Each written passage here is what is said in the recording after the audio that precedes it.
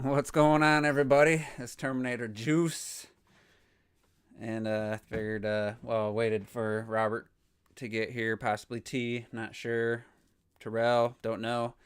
We're gonna have to figure something out because these podcasts have been getting harder and harder to get everybody here.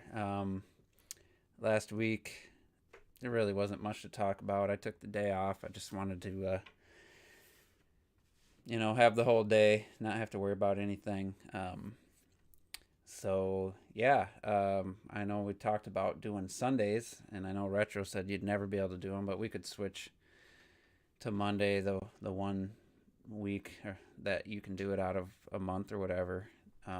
But yeah, so it's getting harder and harder for me to get motivated to do these, just because gaming. I don't know. It's I've been doing a lot of it, but as far as like I just don't get into the debates and stuff much anymore. I know, with the group, with Retro and the guys, every once in a while we'll get into some back and forth, but it's not like the old days where I'd be on Twitter arguing with Levelhead Gamer like 2 hours straight on Twitter, and just finally one of us would just give up. I just don't. I don't have that fire anymore. Maybe it's just because it's pointless and it gets nowhere. Um, Yeah, it is starting depressing, but like I said, it's just harder and harder for people to get here beforehand, and including myself. I didn't feel like doing it last week. I'd playing a ton of games though. I put 9 hours in Xenoblade Chronicles 3 on Saturday. I was playing probably just over 8 hours of that. I did leave the game on while I was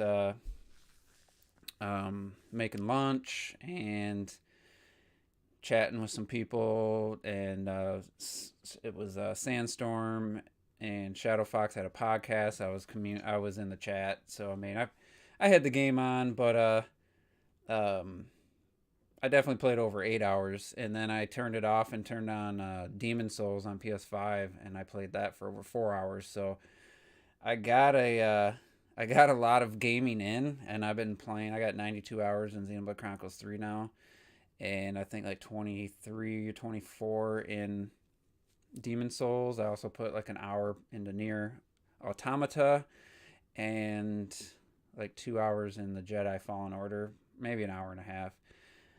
That game's a little clunky.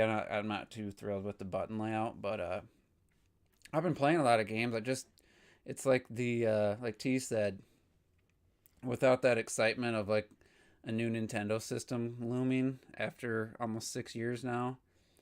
Well, a little over 5.5 years. It's definitely just basically just like par for the court. Like that's not the right expression. Games come out, play them, enjoy them, and it's like the excitement is lessened the longer into a generation you get.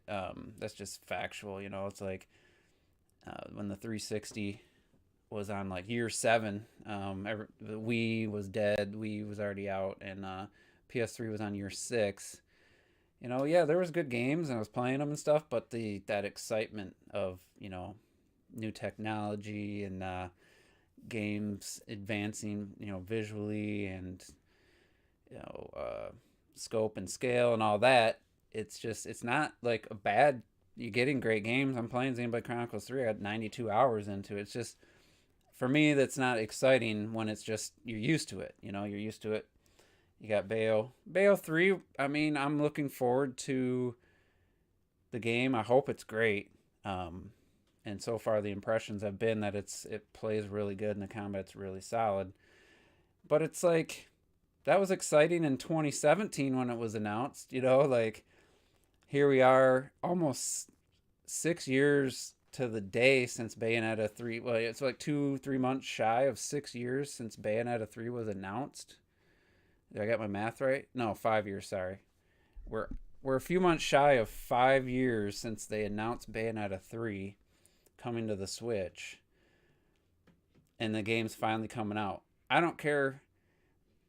I guess everybody's different, but I just find it.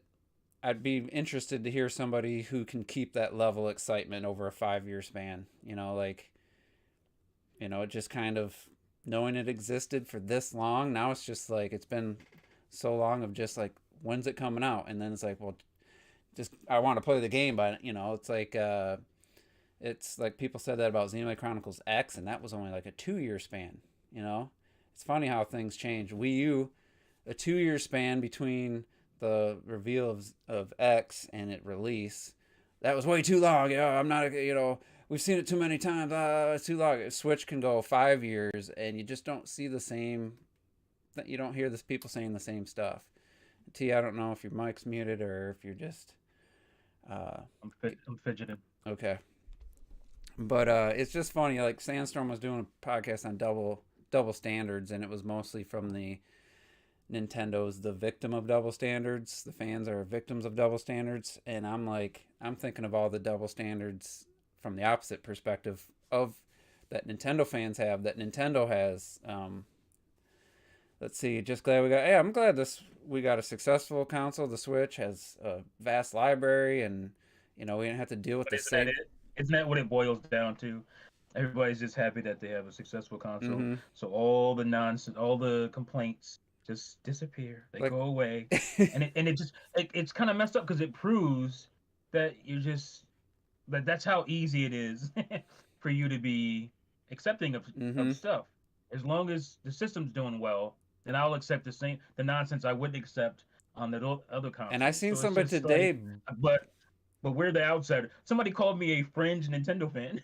I'm on the fringe. That's not a fringe point of view, but I'm on the fringe for pointing that kind of stuff out. You're on the fringe. I saw a tweet I today. think that's Somebody funny. just absolutely boasting about Splatoon 3 is about to surpass the Japanese lifetime sales of Splatoon 2. Like that's like somehow defeats any argument it made about anybody's complaints about the game. I'm like, oh great, it's selling well. Nintendo, that was never the question. Was Splatoon 3 gonna sell? No one ever questioned it. The problem, Splatoon sold well on Wii U. What is it? What yeah, is it? but Splatoon So 3 outselling with since Splatoon 2 came out, there's like 100 more million Switches. If it didn't outsell the Splatoon 2, that would be, yeah, that would be bad. I'm glad it did, just for the sake. Well, I'm not glad because I feel like it sends the wrong message. Um, it doesn't matter at this point. Nintendo don't but listen to messages. people hyping that up like I'm supposed to get excited about sales of a game that I feel should have had more to offer. I know Roy Relapse is here. I mean, you telling me like you didn't want Halo Infinite to have more, to offer you more? Like that's all I was ever saying. I thought Splatoon 3 should have had more. How many years since 2 came out? They had that. I guess they worked on Animal Crossing. I don't know if they're the main team, but parts of the Splatoon team, I guess, I don't know what percentage worked on Animal Crossing, but I just expected more. Now, the fact that it's selling, great. I don't get, Congratulations. I don't, I guess I can't relate to those people anymore that are hyping up sales of a game or a system. It's just at this point, like I was saying before you got here, T, and especially before Robert got here, like it's par for the course. It's not newsworthy to say games are selling on the Switch at this point. It's so the It's not gonna norm. impress me It's because, the norm. dude, my two favorite consoles of all time are the Nintendo 64 and the Sega Saturn. So you're not gonna impress me by just throwing sales number. I don't like that. Doesn't And it's such the I don't norm care now. about It's that. like it's only newsworthy if it doesn't if a game doesn't sell. That's news. Right, right. I'm something bombs. Like what's that game? Babylon Fall. Is Yeah. that it? The Square Enix game. Yeah. So that's when it's newsworthy. All right, let me catch up on some comments. We got and what's up to Be Wild? We got Roy. We got Ayers, Laker Link, Visor Grunt. Let's not forget one of the biggest Switch's awesome guys had big thoughts on what the Switch needed to do Yeah. and not be another I Wii U. expect Nintendo games to sell. And the Wii U, even with its lackluster console sales, the game still sold really well for what Mm-hmm. that what So I'm not surprised by Nintendo games selling. Let me I'm read the never rest of confused. his comment. I'm sorry, I should have read Oh, this. sorry. Nintendo did none of what he want, and they still on Nintendo's junk riding raw. I'll just say it right now. I said it like a month or so ago. Go back and watch OJ and Super Metal Dave's reaction to the Switch trailer. Just That watched that shit like a is week ago. gold. That is It's just great. comedy gold, man. It's so It's funny. And like I said, I gotta give OJ. I still want to call him Francis credit. He realized his mistake right there, admitted it, yep. and was already moving on in that He during that pivoted right live away. stream because he knew, you can't be the anti Nintendo guy for what he wanted to do with his channel. Right. And I mean, it worked out. Now the dude's in freaking on Nintendo's official channel talking about Xenoblade in an official video that they put up, so it worked out. But But it's again, if Nintendo fans didn't care about what they were, obviously they're talking about power and what it could do and stuff like that. If Nintendo fans didn't care about that, why all the Switch Pro videos it get so much view? Like, why do these videos get all these views if you guys are content and happy must be with what you Xbox and have? PlayStation guys. Oh, that's what it is. Yeah. But God, I was just gonna say something about oh, what do you think if the Switch didn't sell well? What do you think they would have blamed it on? Weak power. It's not Oh, x86. the easiest thing would have been peak power. That would have been the Yeah. easiest thing. It's just gimmick again. It's not just a standard console. If it was a failure, Hmm. they would have blamed all the reasons why it. Hmm. They say And then it it's a said success. poor third party as in Or like the third party ports as support. the Mhm. ports. Oh, the Yeah, ports they run at a lower they don't resolution. run Man, come well. on. You remember? Because that was a problem on That Wii was the U. double standard I was getting to because Wii U it was even more developers had more of an excuse because this Wii U launched. Nintendo didn't have the OS finished. Their dev kits they had no communication on how to access like the three chords. I mean, it's been documented. Yeah. Call of Duty was one of the biggest ones that admitted like they just had to use the one But core, it's okay to repeat this stuff because people forget. and they're like, So people were like, this is unacceptable. These are gimped ports. I'm not buying this. It's the same price as the other versions. It doesn't have the online mode, or it runs terrible, and it's like it's a year old. How dare it be a year old? I'm not paying full price for a year old gimped port. And then you get ports from 2 generations ago coming 2017, bro. We just got what was it? near. Enera from 2017. Near's a good port Everybody, though. oh.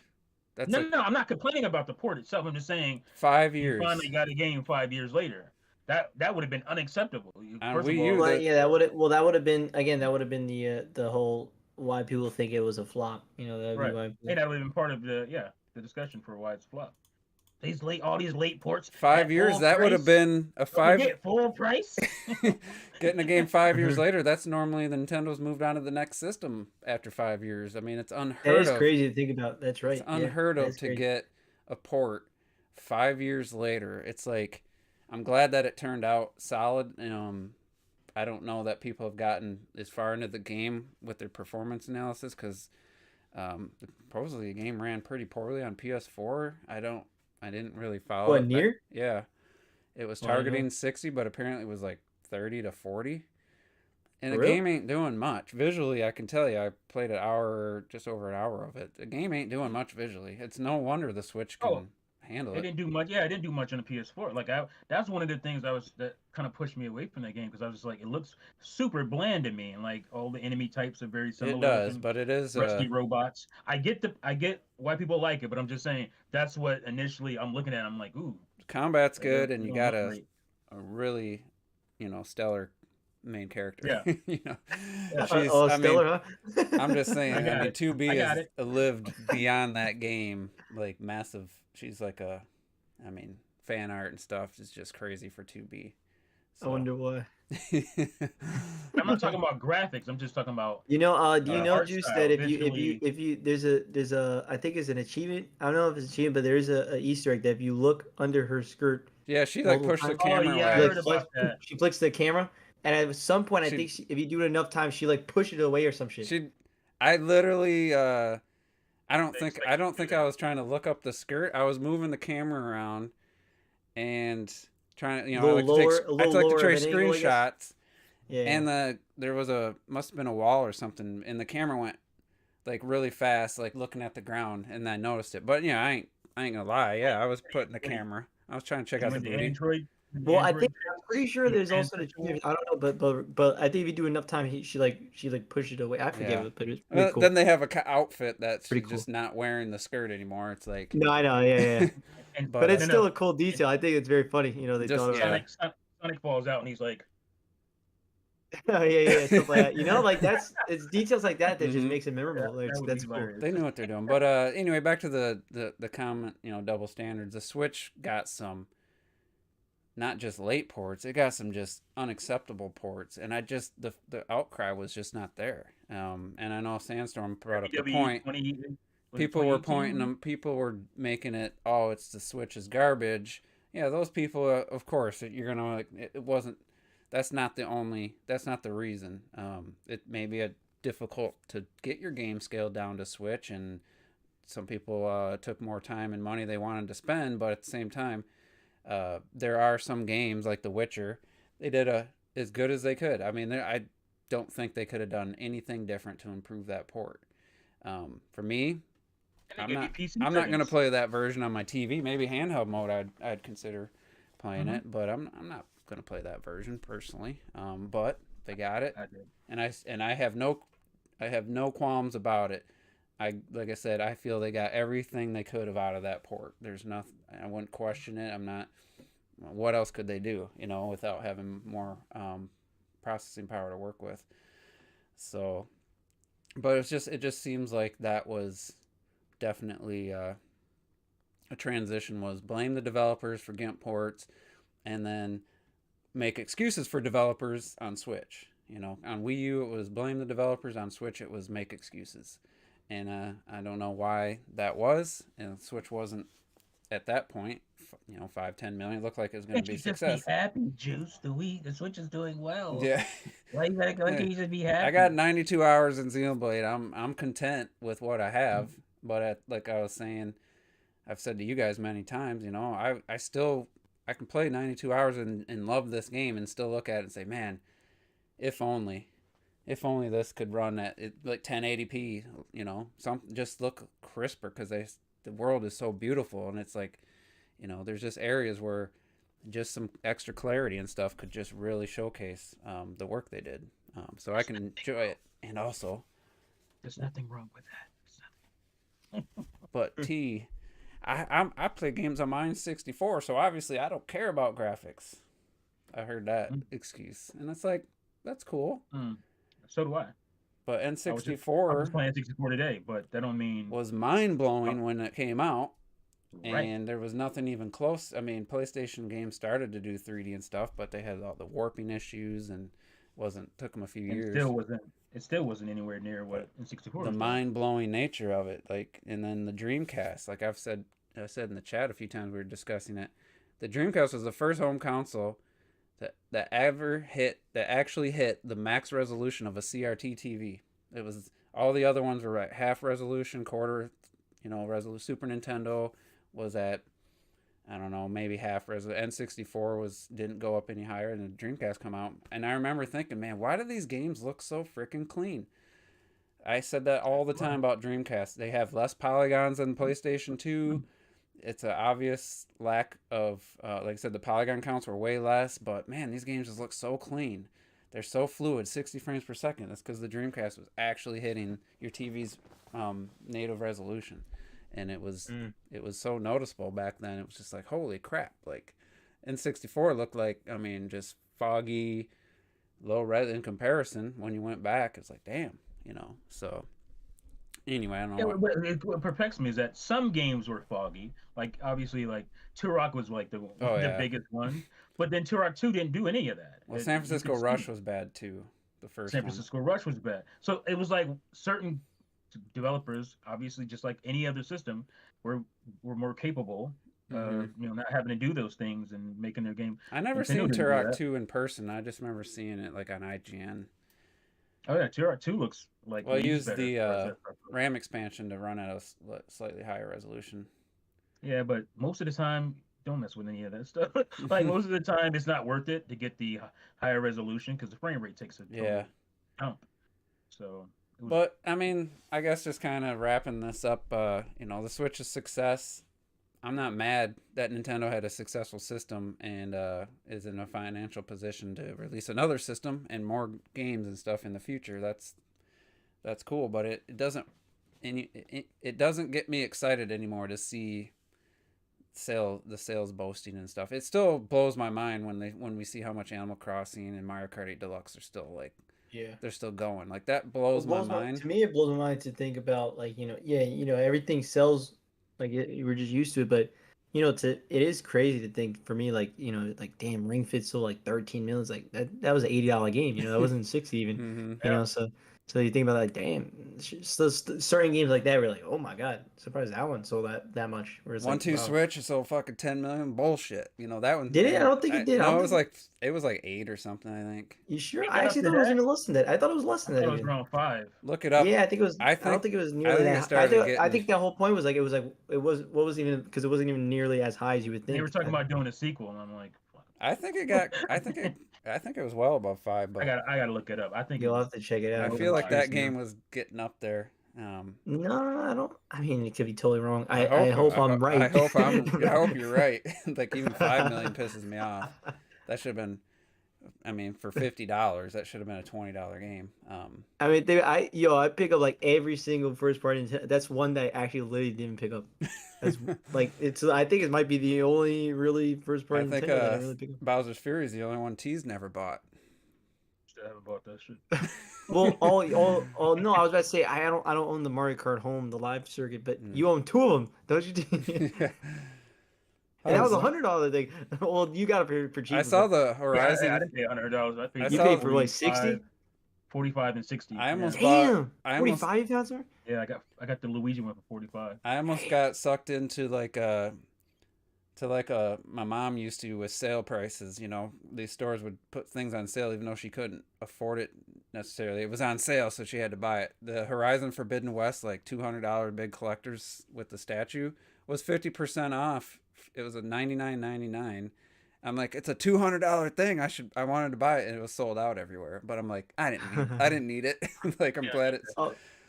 So I'll just say I saw for 1-2 Switch. This says as of at the end of 2021. So I mean, wasn't there that updated list that had all the million sellers? Well, this is what I see for the most update for 1-2 Switch specifically. It says 3.63 million. Oh, really? That was down to 21. Yeah, it's probably not much higher. Yeah, I doubt it was much higher by then. I don't think it gained like 6 million. I thought it was way higher. To be fair, you know how with Nintendo, they probably don't even sell new copies of that game anymore. I'm glad I was wrong. Yeah. I was like, that sounds. I swear that shit was at 8 million at some point. But... Nah, I don't. Where the hell's Terrell at? He's usually the. I've been riding in the streets. Maybe you're thinking. Remember, New Super Mario Brothers U Deluxe was like really climbing up. I think that's at like. Or what do you think of Super Mario Party? Maybe Super Mario Party also was like, what the hell? Yeah, Super Mario Party. That's the one that. Like, whoa, okay, that's another game I actually don't own. I don't own Super Mario Party. Do you have? I do own Superstars. Did you buy the soccer one? Superstars is the better game. Not yet. I'll pick that up one of these days. I do want to play that. Yeah, does that even have a story mode? It doesn't, so I'll probably just play some of the most. You might as well not at this point. It's gonna be dead by the time you got to it. No, there's always so I know that. I mean, there'll be people on there, but you're doing 1v1. You're gonna 100% find someone. Will Sonic Frontiers break a million? Yeah, it'll break easily. Play the GameCube. Oh wait, Sonic Frontiers. I think Frontiers will break a million just on PS4, if not Switch as well. On the Switch, it's gonna sell past a million for sure. There's nothing. What else? What's the competition? Well, there's some competition. There's a lot of games coming out, but nothing like Pokemon. Isn't that month? Is that in November? I thought it was. No, I mean it's Sonic in November. Isn't it? Or am I wrong? I think you're right. I think you're right. Sonic Frontiers. Let me look it up really quick. I don't keep too much track on these dates now that I'm like. It's November 8th, I think. November 8th, it says, yeah. And then when is Pokemon? Pokemon's a week or so later, I think, right? Yeah, November 18th. So look at me pulling these dates out of my ass. Yeah, look at it. We got some time. Juice is counting down the days, man. He's waiting for Sonic. Got a little more than a week to sell. If this is something I want to talk about. You're here, Robert. Okay. And I do apologize. I was at work and I was like super busy and I just quickly typed something up and then I reread it like 2 hours, 3 hours later. I was like, man, that kind of sounded like I was being an asshole, but I really wasn't trying. I was trying to be What? funny when I was talking about reviews. Like I don't something we were talking about and you said you don't care about the reviews or impressions. You know Yeah, you're gonna like I buy a don't really game, care. Like I know I'm gonna pick it up, so I don't really care. and The thing is, it made me. Text is so like I blank know. It statement. made me think. I was like, man, I wonder if these guys actually think I care about the person's opinion when I'm posting these impression videos of like Bayonetta and Sonic. Like I don't. I tune basically anything out that when they're giving their opinion. I'm listening for the details about the game, like the Okay. things I need to hear to know if I want to buy it, like Pokemon Legends. Like what are the actual things in the game that they're doing? Describe the gameplay Yeah, loop. yeah. What the things you're doing. This is the Mhm. world. Is it a connected open world? Is it, you know, is there like Segmented or shit, shitty loading time stuff? Little things all add up. Like I just want to hear the details. Sometimes I can see a game like Returnal. As soon as I saw the gameplay, like 5 minute thing they put up after the trailer, which did nothing for me, I saw the gameplay trailer. I was like, oh, I'm buying that game. But sometimes I do like to hear a description, like a Pokemon Legends. The reviewer wasn't that positive, but describing catching Pokemon in the wild and sneaking around, and I was like, yeah, I'm sold right there. That's what I was okay. looking for. That's the kind of stuff I listen for. Now, if I like a game, like and watch a review, like after I've already played it or something, yeah, it's when you hear somebody boasting and loving, they love something that I like. That's cool to hear somebody Yeah, like enjoy something the same thing you do. for sure. But like I'm not even with movie reviews. I Jeremy Johns. I any big movie, I always watch his movie review, his spoiler free review. But it's not what his opinion on them. It's just really the reasons he gives or the description of the things. It's more Hmm. so than the actual. Man, I loved the Green Knight movie. He just talked about that, Yeah, and yeah. I was like, yeah, like, but the things he described, I was like, and then I ended up watching it, and I was like, this movie, I just don't get it. I guess it helped to know that was what was the universe, King Arthur or something. What Oh, um yeah. the mythology it goes yeah. with. It's Yeah. yeah. I think it's called. I think it's King I Arthur. still I don't forgot the understand. actual I thing. still don't understand that movie. You I didn't don't. read that in high school? I No. didn't. I Mm. I don't know shit about it. But I'm watching The Green Knight, and I'm like, I didn't know this was like the three trials of a knight or whatever. Yeah. Like I just didn't understand why all these random things were happening. Was it real? Was it fiction? I don't know. I was just completely lost, and I just couldn't get into it. But anyway, he was raving about the movie, and then I listened to the things and that he described, and it's like, yeah, it didn't really sound that good. But anyway, so with Sonic Frontiers, which got me thinking, like we said, I was what 3 podcasts ago maybe. I said that I heard like Game Explain was talking about Frontiers, and nothing they said backed up the title of Sonic Frontiers is amazing or Great. whatever, or Or, great, yeah. incredible. Nothing they said backed up what that title of that video was, and I just listened to describing the things they were doing, the how the open world worked and how the cyberspace whatever stuff worked and all that, and I was like, nothing they described.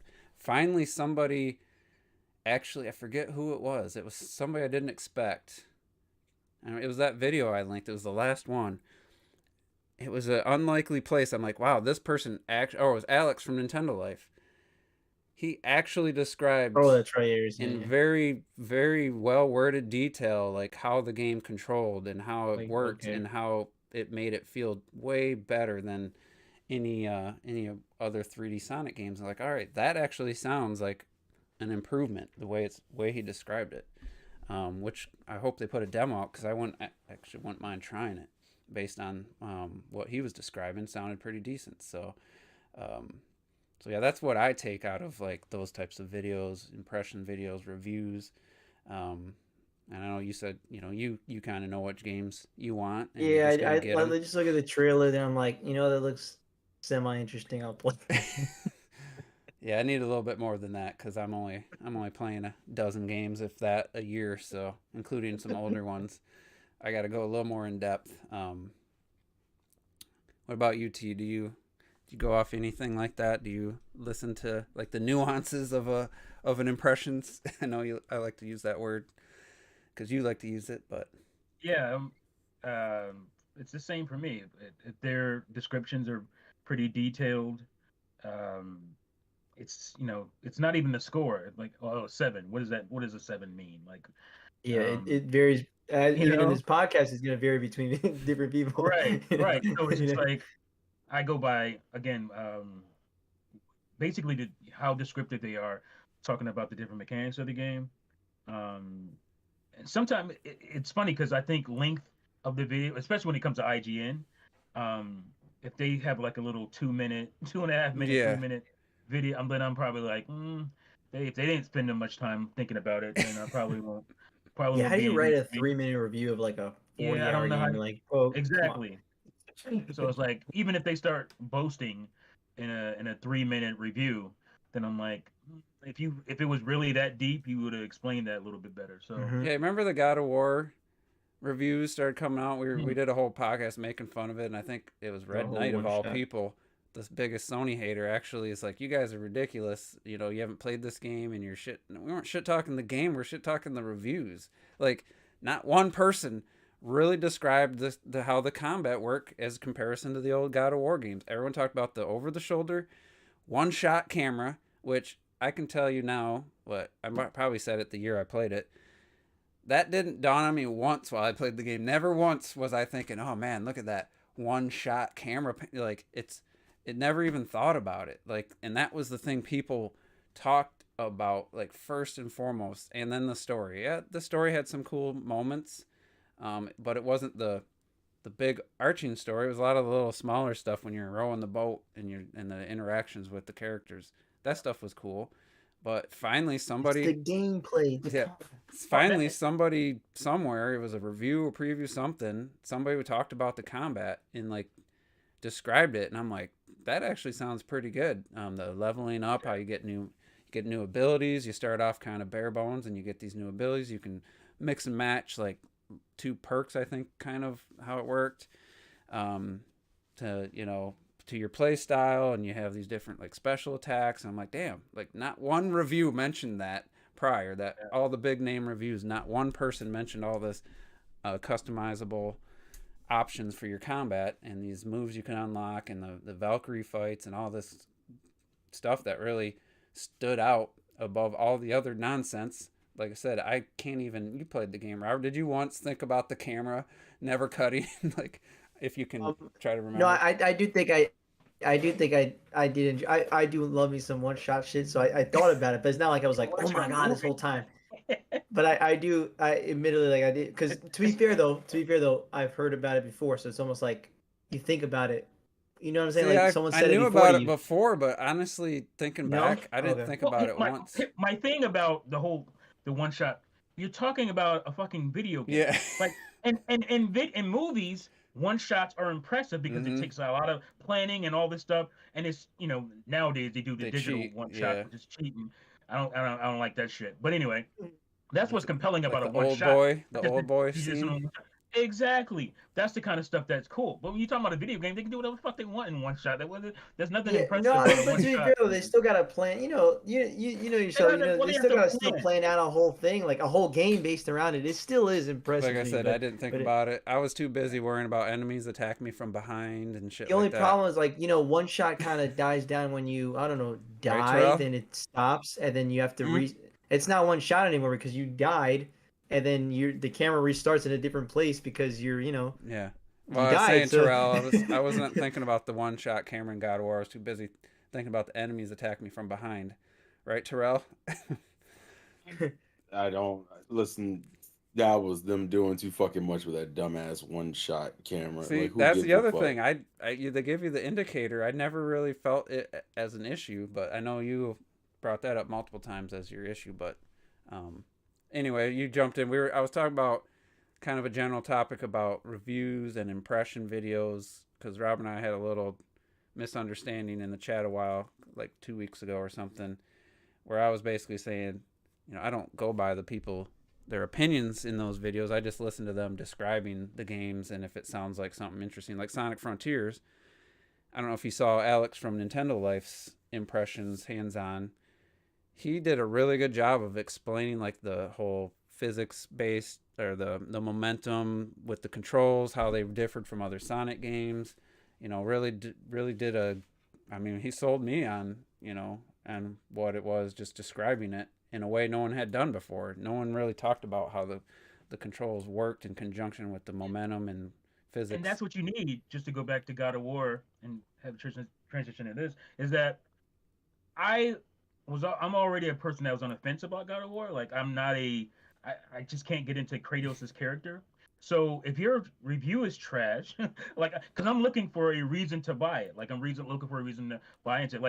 Like Juice, you have predispositions when it comes to Sonic. Like, you don't like this, you don't like that. So a review matters to you more in that way, where they can describe, what are the issues, or what are the changes in this game. So it's okay to critique a review in that way, especially if it's a game that you're anticipating. Should I play this one because I haven't cared for this one and that one before it?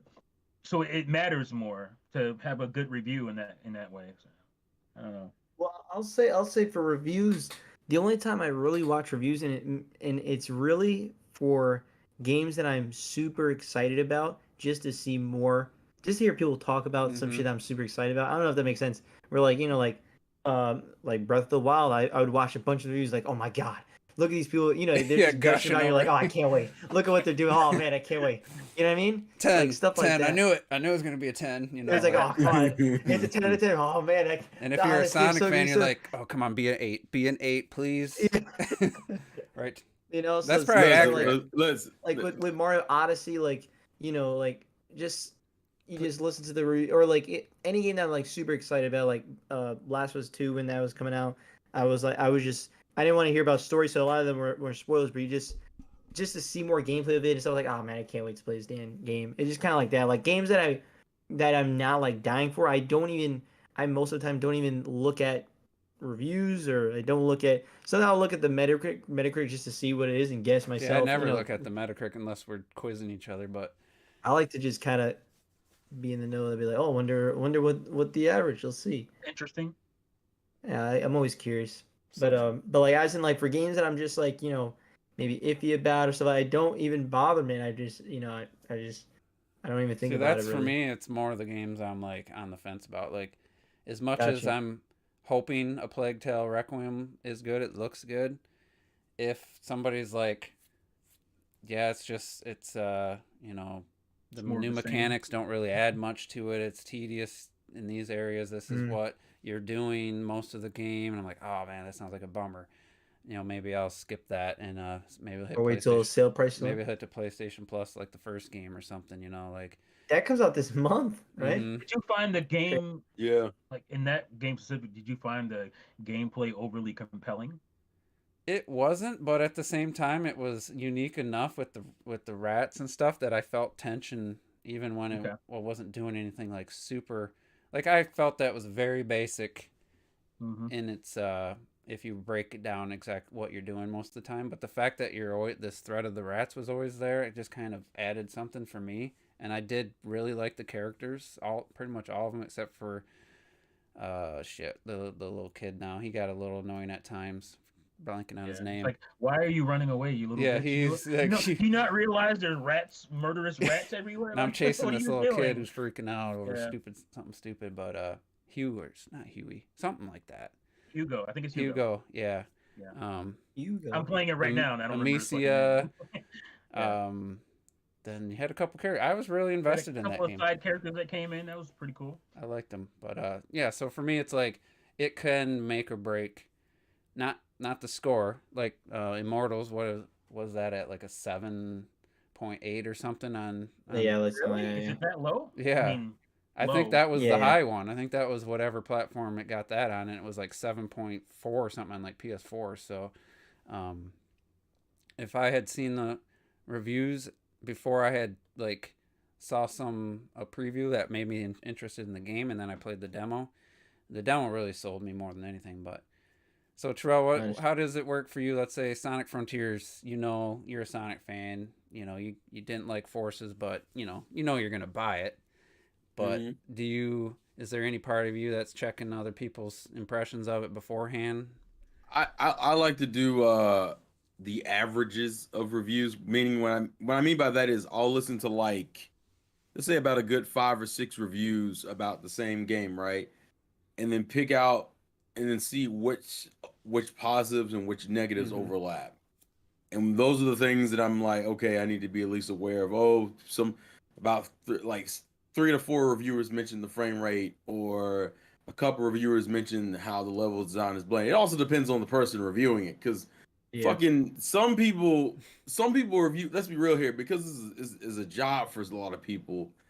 You're just reviewing it because it's the newest game and there's a check to be made. So it's your job, and you just so some people, I take their opinion more seriously when it comes to certain things. Like, if I know you to be someone who prefers platformers, I'm not necessarily going to pay your attention of an RPG nowhere near as much. Because even though you might say, "Oh, it's really good," I'm like, yeah, you're not going to listen to my review of Frontiers. Like, you'd be stupid to.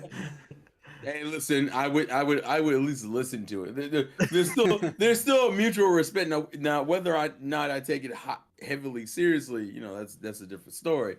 But I always listen to it, because you can still be a situation where, like, you review it, and let's say Robert reviews it, and even though Robert likes the game more than you both mention how the level design seems to be kind of bland, because I'm like, that's consistent between two different types of players. You take those type of the parts. Yeah. There's things in a game that are total buzzkills, and hearing people say that that's in the game.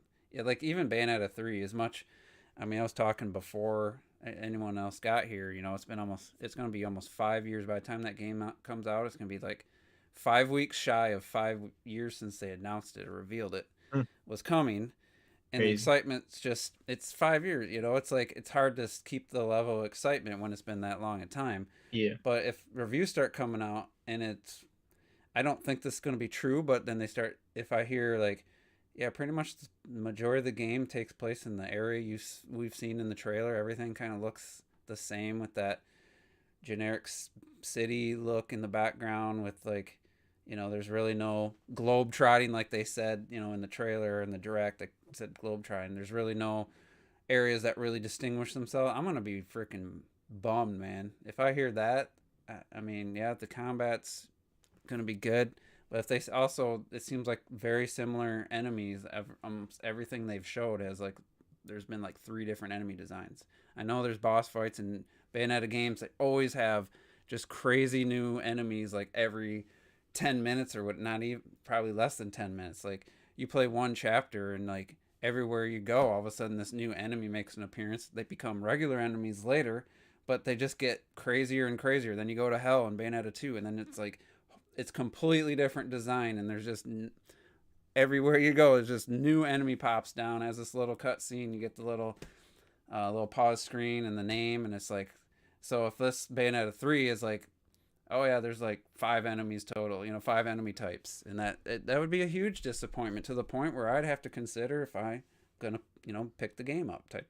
There can be stuff, even if I'm excited for a game, that I hear that's just like, you know what, I don't know if I like, I don't know if I mean, it all depends on, it all boils down to what you want in your game. Like, the some people, like, there are some people who get more annoyed at that certain story elements being introduced in games off of trailers than the fucking gameplay, and that's just because they view the story as a bigger portion of, like, their gaming experience. Now with Bayonetta, for just sticking with that example, I could immediately be like, oh, the aesthetic is already kind of like worse than 2, which I do genuinely believe. I'm not a huge fan of the aesthetic for 3, so it's kind of like, fuck. So I'm not, like, it hurts your excitement, because you're like, you want if it's a sequel to a game you fuck with, you want almost everything to be an increase on every level. So when I look at the aesthetic, and I'm like, fuck, it doesn't look as good. And then I see the gameplay, and I'm like, okay, all right, the battle system's kind of cool. And then, like, it becomes kind of a balancing act to where like you're like, well, I want 3 to be better in every way, but it's only better in certain ways, and I'm like, I'm not as excited And it about does it look because of almost it. like almost a cell shaded type style at times, in certain things I've seen. I don't know that every enemy I would say looks like cell shaded, but there are like the environments and stuff definitely look like they're going a different direction, and I hope it's just to help with performance because they're, Bayonetta 2 was fine. I didn't, it wasn't like, oh my god, this is unplayable, but at the same time, it wasn't as smooth in certain fights and certain moments as you'd hope. So Right. if that was the cost and the result is like near perfect smooth performance, yeah, that's Played on fine. Switch. No, but on Switch it was way better. See, No, Switch One has But been it better. still wasn't like a locked 60, but it was like mid 50s, I think, majority of the time. Whereas Yeah, it was just more. It was Wii more U, I guess consistent. it dropped in like 40s quite a bit. I mean, didn't affect my enjoyment of the game, but at the same time, I was just saying like maybe if that was a reason, a choice was not just to change the style visually, but was also to help with performance. That's a good trade-off. But at the same time, I don't want to be playing the whole game playing that same opening area, that whatever, I'm guessing the opening area in that city. Like that's one thing I liked about 2. Like I said, going to hell, completely different look, just crazy designs of the enemy types, and that's what made that game, on top of the amazing combat and controls, was just how you never knew what to expect from the next enemy you were going to face. So did we get a Right. direct What for Bayonetta 2? So I don't what? think we got a direct. Bayonetta No, 2? we did get a Bayonetta demo 2? though. It was in a direct, right? And they Yeah, like really went in. they announced the demo in a direct and showed some new footage and stuff. And we had that. Because I remember like them showing a lot of people got blown away when they did the whole like monster fight, the climbing up the tower and Yeah, all that. that was in the demo. Yeah, that, like I've heard from multiple people that opening in 3 is just even crazier. It's whether that's good or bad. You're actually controlling, the whatever I'm just. I mean, you're right about the excitement factor, uh, having to do with people having to wait so long. But I still think Nintendo hasn't done a whole lot No, yeah, when they it could have done comes to this more. game and building up the excitement for the game. It feels weird to me that they don't seem to like care. They This still is a tweet this is about it. They're tweeting yeah, about but it regularly. this is a big holiday, exclusive, and I just don't feel like they're putting a whole lot behind it. I mean, they're still tweeting about it quite often, but at the same time, yeah, like if that game had Tweeting about been, it. let's say that game had been announced earlier this year and like an Astral Chain, and then just, I think I feel like Astro possibly Chain got more love. could have been, just for that fact, could be more excitement for it right now. There's also the voice actress had been, people were hounding her, the original voice actor, Yeah. and she said that she's not in, or it was a tweet about, we don't know how we'll make the next Bayonetta from like a long time ago without, I forget her name, and she replied with, "You might have to," and somebody quoted that tweet and said something to her, and her reply was, she's not at liberty to say or something, or I'm not legally can't say or whatever. And it's like people Yeah, are it's like, probably NDA or something. does that mean she voices a different Bayonetta in the game at some point in the game, or Maybe. That would make sense she just considering can't the say theory. why she couldn't do it? Maybe there was an issue that is like some kind of court case or something. I don't know. It was kind of weird. It was kind of a weird interaction. That's the one thing that I love her design. This is my favorite design for her, even though the art style of the the environments and stuff isn't. Wait, you're talking about This 3? is my favorite Bayonetta design, but it's still weird to hear the lady basically do an impression of Bayonetta. It just, I don't know if I'll get used to it by the end of the game. Hopefully, but in the trailers it's a little bit. odd. I probably would openly say I still prefer 2's core design. 3, I just need to see it's kind of like I'm gonna need to see this new Bayonetta almost. And she's on the cover of Game Informer, and they have looks like some kind of video about. Let me Oh, they're share not it. doing the what was it for 2? They did the Playboy That's thing. what it was. I went into GameStop and I'm like, do you guys have the new Game Informer? There's something special about the cover. And I could not remember what it was, but I knew I wanted to get it, and they didn't have it. And I'm like, what the fuck? God of War was on the one they had. Is this recent They footage? just posted this. Yeah, this is like I've never seen that before. Oh, okay. Oh, hey.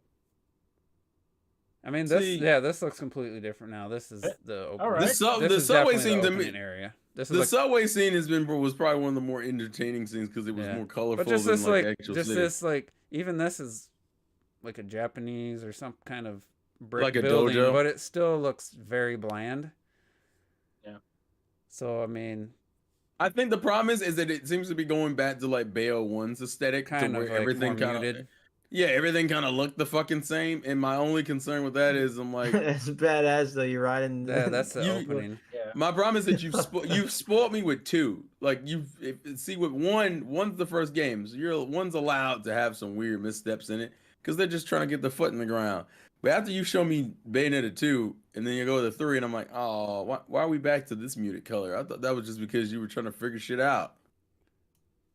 Oh, I'm guessing Bayo 3 is going to be the focus of October. It's their cover, yeah. I'm gonna watch it. Yeah. Again. There is some makes really sense. cool enemy designs. I just hope there's so many more.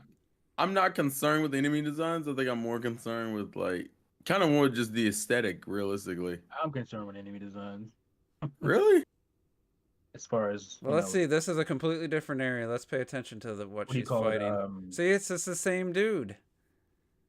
variations. Whoops. Like this is the same. This is the same. Basically, I mean, there's probably differences, but this is the same enemies they showed since the very first reveal, and what we know now is the opening area. So that's why I was saying if I hear that, I'm gonna be bummed. I'm not gonna say I'm not gonna get the game, but it's that it's a very common enemy. I haven't seen that flying one before, but that's the the only reason why I said I'm not concerned is because Bayonetta always had that thing where you introduce an enemy or enemy that was like a pseudo boss enemy, and then it becomes like a main normal enemy. So I expect to see that enemy more often. I guess the concern is how frequent is the new enemy introductions? Like, is it like every fucking level? Is it like you go a couple fights and then all of a sudden here's another extra enemy, or what? See, like this is the beginning, and that's the same creature they showed. But I'm thinking, I think this is her first time fighting. Yeah, but the other one was the other character, whatever her name is, Viola. Viola, yeah. She's in a different area fighting the same. So that's just kind of getting back to what I was saying. If everyone's like, yeah, the enemy variety is kind of lacking, that's just gonna be something that I hear that it's like that could influence me about possibly picking up a game or not. The enemy types, the enemies in all the Bayonetta games have a similar look, even though they're different. Like they all have a somewhat similar look. There's a couple that are like, yeah, that one's pretty derivative of another one I've seen earlier, but they're usually pretty out there. So I don't know if I should have watched this beforehand, but this kind of looks like something new. The first few seconds, anyway. Is this like all new footage? Yeah, this is definitely. Yeah, that's new. That looked like her old old design, wait a minute. But that's her first costume. Yeah, this has to be something else. No, this has got to be the beginning of the game. This is like the very beginning of the game. Is this 2? No, this is 1. No, yeah, that was a different Bayonetta. Yeah, that was an older Bayonetta. See, that's them fucking. She looks like a mom. That's a mom Bayonetta. Like I've seen this before, but now. Yeah, this is Bayo. See, okay, I kind of like that. But yeah, look at like the design. Yeah, this is the very beginning. Yeah, this is like at the very beginning of the game. This is equivalent to 2's like beginning in the city and shit. Right. Except they're on like a cruise ship is where they're starting. Looks like. Yeah, because she's on like a boat. This will probably be the scene where she like switches into her main outfit.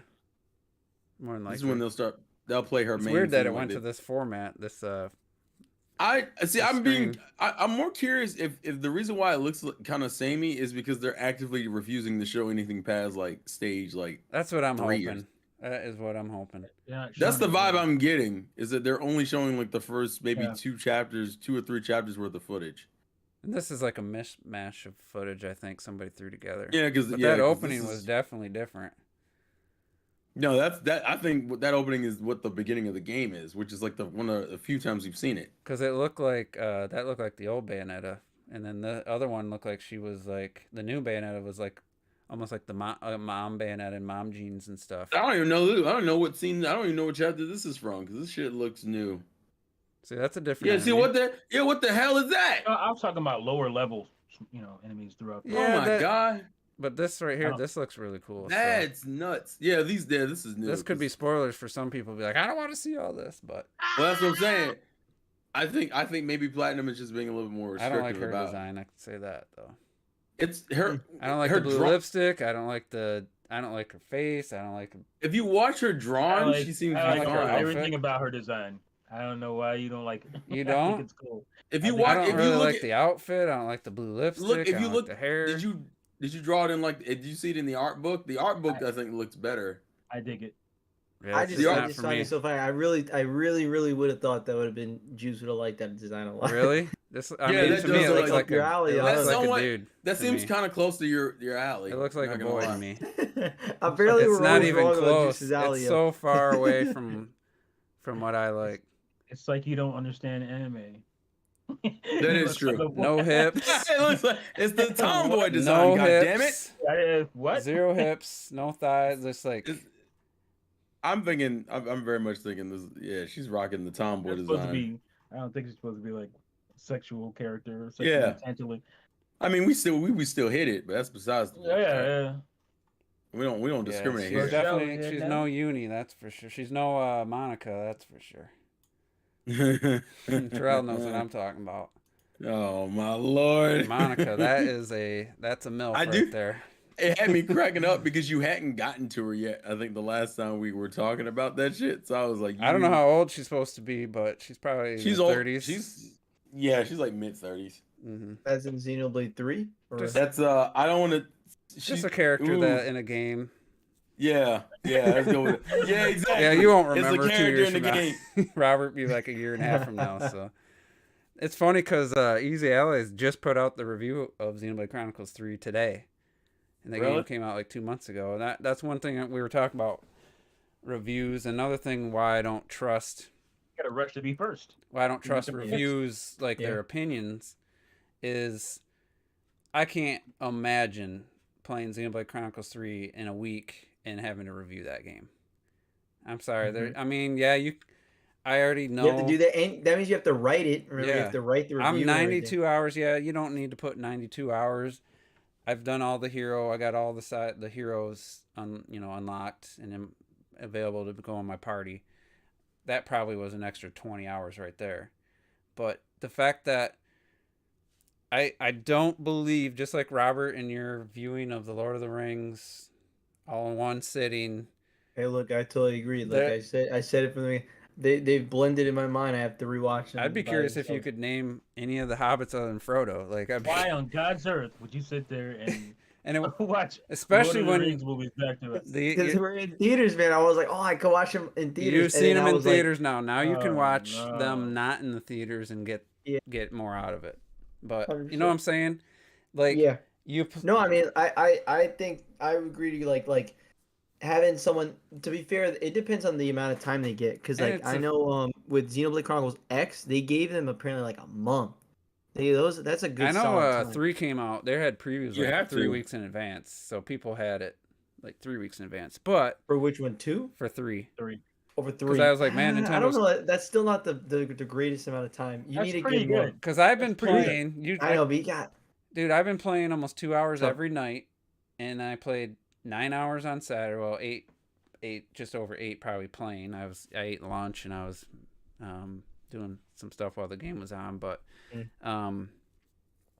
and I'm at, like I said, 92 hours. Most people would have beaten it by now. I just finished chapter 6, I don't know how many chapters there are. I feel like I'm getting close. I'd be shocked if there's. Do you want me to tell you how many chapters are left? Might as well. You got one left. Okay. The game only has It 7 felt chapters. like I was like, I'd be shocked if there's another chapter after 7.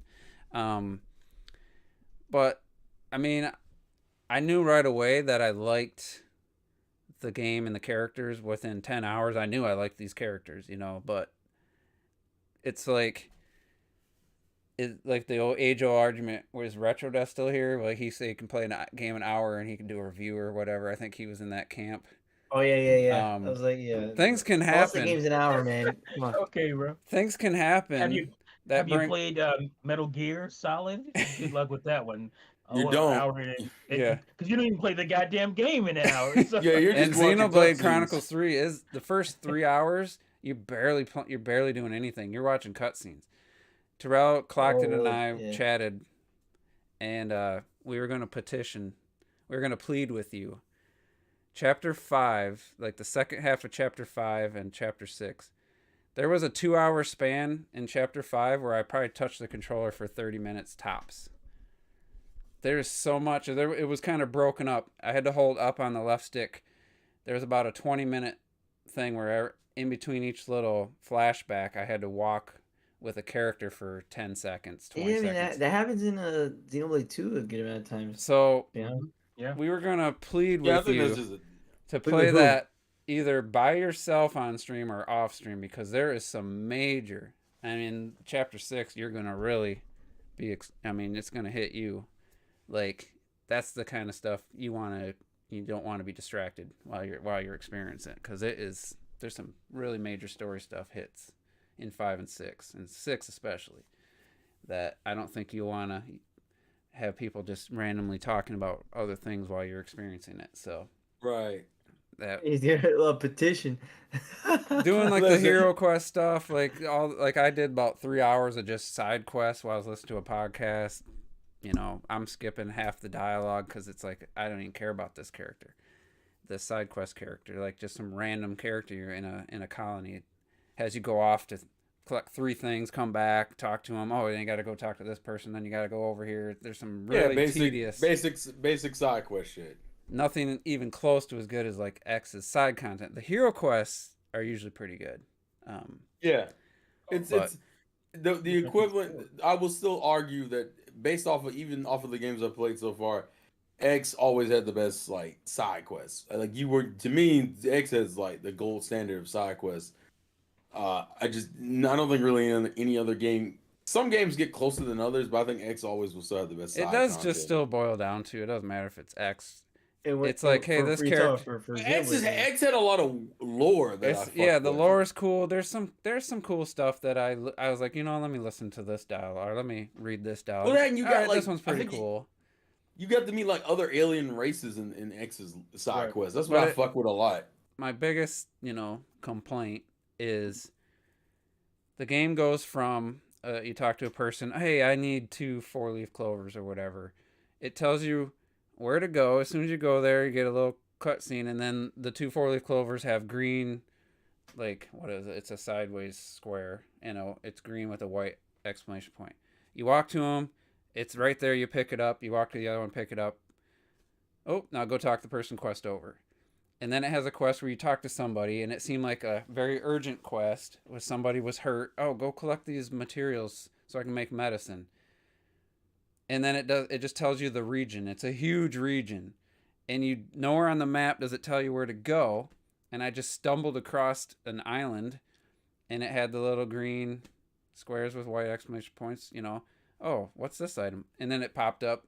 That's for that quest? That was like 20 hours ago. And there's only like 2 on this island. You need 20. And I had to keep leaving for like 10, 15 minutes, coming back for it to respawn. And it was the most tedious thing. And it gave me no direction. And then it's like, oh, that was only 1 of 3 items I need 20 of. So I looked up the middle one because I only had 2 out of 20. Where do you find these? And it told me it's same frickin' island as the other item. So I do the same thing. And I'm like, and I go back, it's like, you got here in the nick of time. Let's make this medicine together and help this person. That was like 20 hours later. It was the most ridiculous. Listen, as someone who plays RPGs in general, you have to acknowledge That is a part of the experience. But there's got to be a middle ground. I don't want you to tell me exactly where the item is for this one quest, but I don't want some vague ass. This whole region is the biggest region in the game, where I just have to get lucky and stumble across the items. That's like X. Well, they just, if anything, they should just circle just like Horizon, an area. Horizon does that. It gives you a circle quest area. You get in the quest area. Now you got to find it. So give me a general area to look in. The Witcher. The Witcher, yeah. Does that too. I feel like most games do that nowadays. You know, So I think it's most games. and then in Xenoblade Chronicles, with Terrell just finished, it tells you exactly where to walk on the minimap every time you have a fucking quest. Does. And I think that's only in the definitive edition. I don't think the original. And I stared at that minimap. You know what I did in 3? I've had the minimap disabled since hour 2, and I haven't had it on since. Because all I did in Xenoblade Chronicles was look at that minimap and follow that damn yellow dotted line. Like, it defeats the purpose of having a big open world when you're telling me where to go the whole time, you know?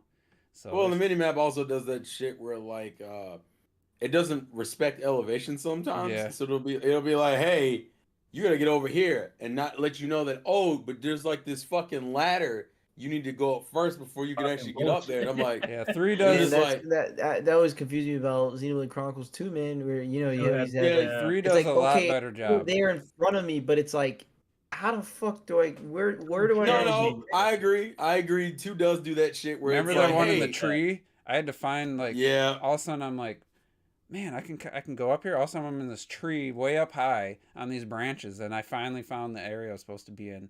Like hours, I had given up on it. I was glad that I wasn't the only one. When you guys were like, when you guys said that, I was like, oh, okay, so it's not just me. Like that map is a little bit weird. It's a little strange. 3 kind of has moments like that. There's one area that's way up high, and it tells you I see the marker up there. I'm like, how the fuck do I get up there? And I figured it out. I was about to look it up, and I was like, I figured out it was a climbable surface that didn't look. All the other climbable surfaces are fucking purple vines. This was just a random part of this object. It has these vertical lines in the design. I walked up to it. I'm like, I wonder if I can climb that. And I could climb it. And I was like, oh, this is how I get up there. But it's not like aiming juice. It's discovery. It's not like the map is like segregated. As soon as you get up higher, it doesn't make the lower areas disappear. You see like darker red burgundy is the lower area, the brighter area is the high area on the map. So it doesn't until you get to a new area, then it changes. The one thing I did like about 3 is that 3 does that thing where it'll give you I think it's like some ladders or whatever the fuck. And once you're at the higher level, if you activate the ladder, it'll drop down. So the next time you're down there, you don't have to do that dumb shit where you gotta walk around the whole fucking thing to get to the elevation. You can just climb the fucking ladder. So it's like, hey, you made it up the first time. Here's a quicker way to get up. I respect that kind of shit. Whereas like in other Xenoblade games, like 1 and 2, you had to pretty much retrade it. Or in 2, you had to do the fucking field skills every time you wanted to get to that same area again. Oh yeah. And that's still your favorite. You know what'd be nice if that's still your favorite. But I fuck with it a lot. Imagine climbing. So here's what 3 does to bypass that. So you have this flowing sand like dune. You can't walk up it. Like fuck. You get a side quest with you get this hero companion. They just generically teach you this skill.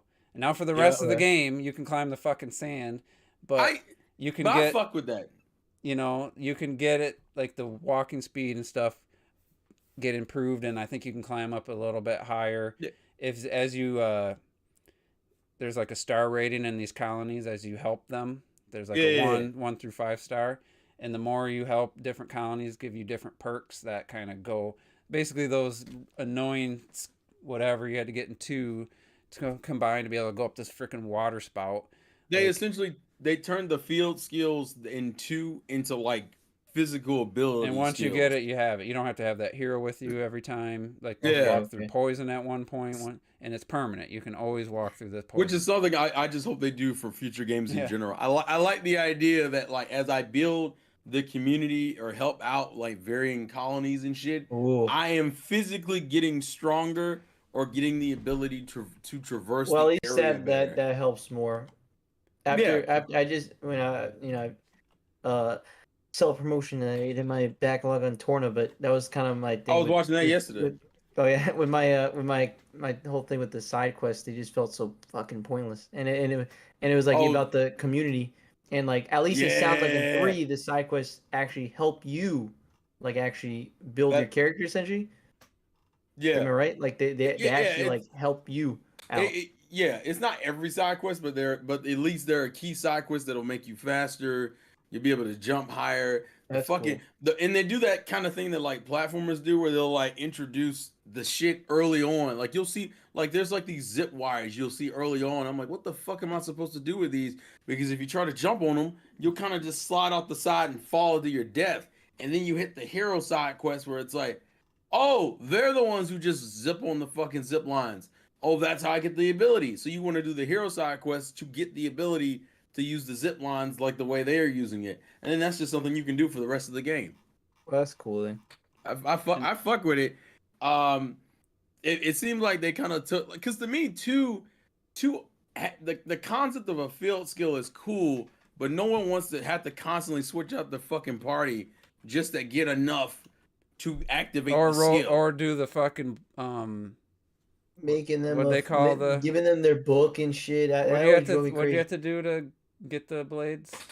You would have to like the core crystals. I would have to spend time doing core crystals to try to get one that had that one skill that I could finish off that one skill I needed. So I spent one time, I probably threw like 20 of those fuckers, open those core crystals just to try to get the one skill I need. I finally got one out of all those generic ass. I think blades. I did that same thing actually for and it's like, God, I thought it was for me. It was easier just to grind it out for characters. No wonder I had a 170 or whatever hours I have in that game. You know, shit like that. So well, there were some things where you could like the affinity charts, you know, where you but some of them were like the Torah one. His was like Poppy, like the last one you needed for the Nopon skill was like the very last affinity chart thing that I mean took half the game to freaking complete, you know, like because there's things you just couldn't do. Torah probably took the longest because a lot of it was Tiger the mini game shit, but a lot of it was also like I forgot about that damn mini. That mini game is very much like the most notorious part about his shit. But I was gonna say real quick, you mentioned Torna and the fucking community shit. That you complain about the community shit is the most common complaint about Torna. Everybody complains about. Nobody. Welcome to the ZBlade Chronicles I was like, podcast. am I the only one? Man? I hope I'm not the only one. And it sounds like everyone kind of. No, everyone hated it because it literally stops the game in the tracks and goes. Game, bro. And it's like, hey, you fucking kidding me? You don't have enough friends, bitch. Like, fucking Retro Death's gonna miss half this podcast because he's gonna try to avoid spoilers. He's like, hey man, I know you want to, finish the plot, but hold on a second, man. Don't you want to help this guy? No, I don't. Don't you want to help this guy? Kill these fucking monsters? World, man. What are you doing? Yeah. So it's crazy as I wanted to see more of because I really like the lore and shit. Like I want to hear more about them. I want to hear more about them. I brought up this game so I could make the point about I don't trust a review if somebody had to like get it done in a timeline, and it's like, but at the same time, you can get an idea for the game, but so much can change. Like you could absolutely love the combat in Xenoblade Chronicles 2 or 3, any of these games after 20 hours.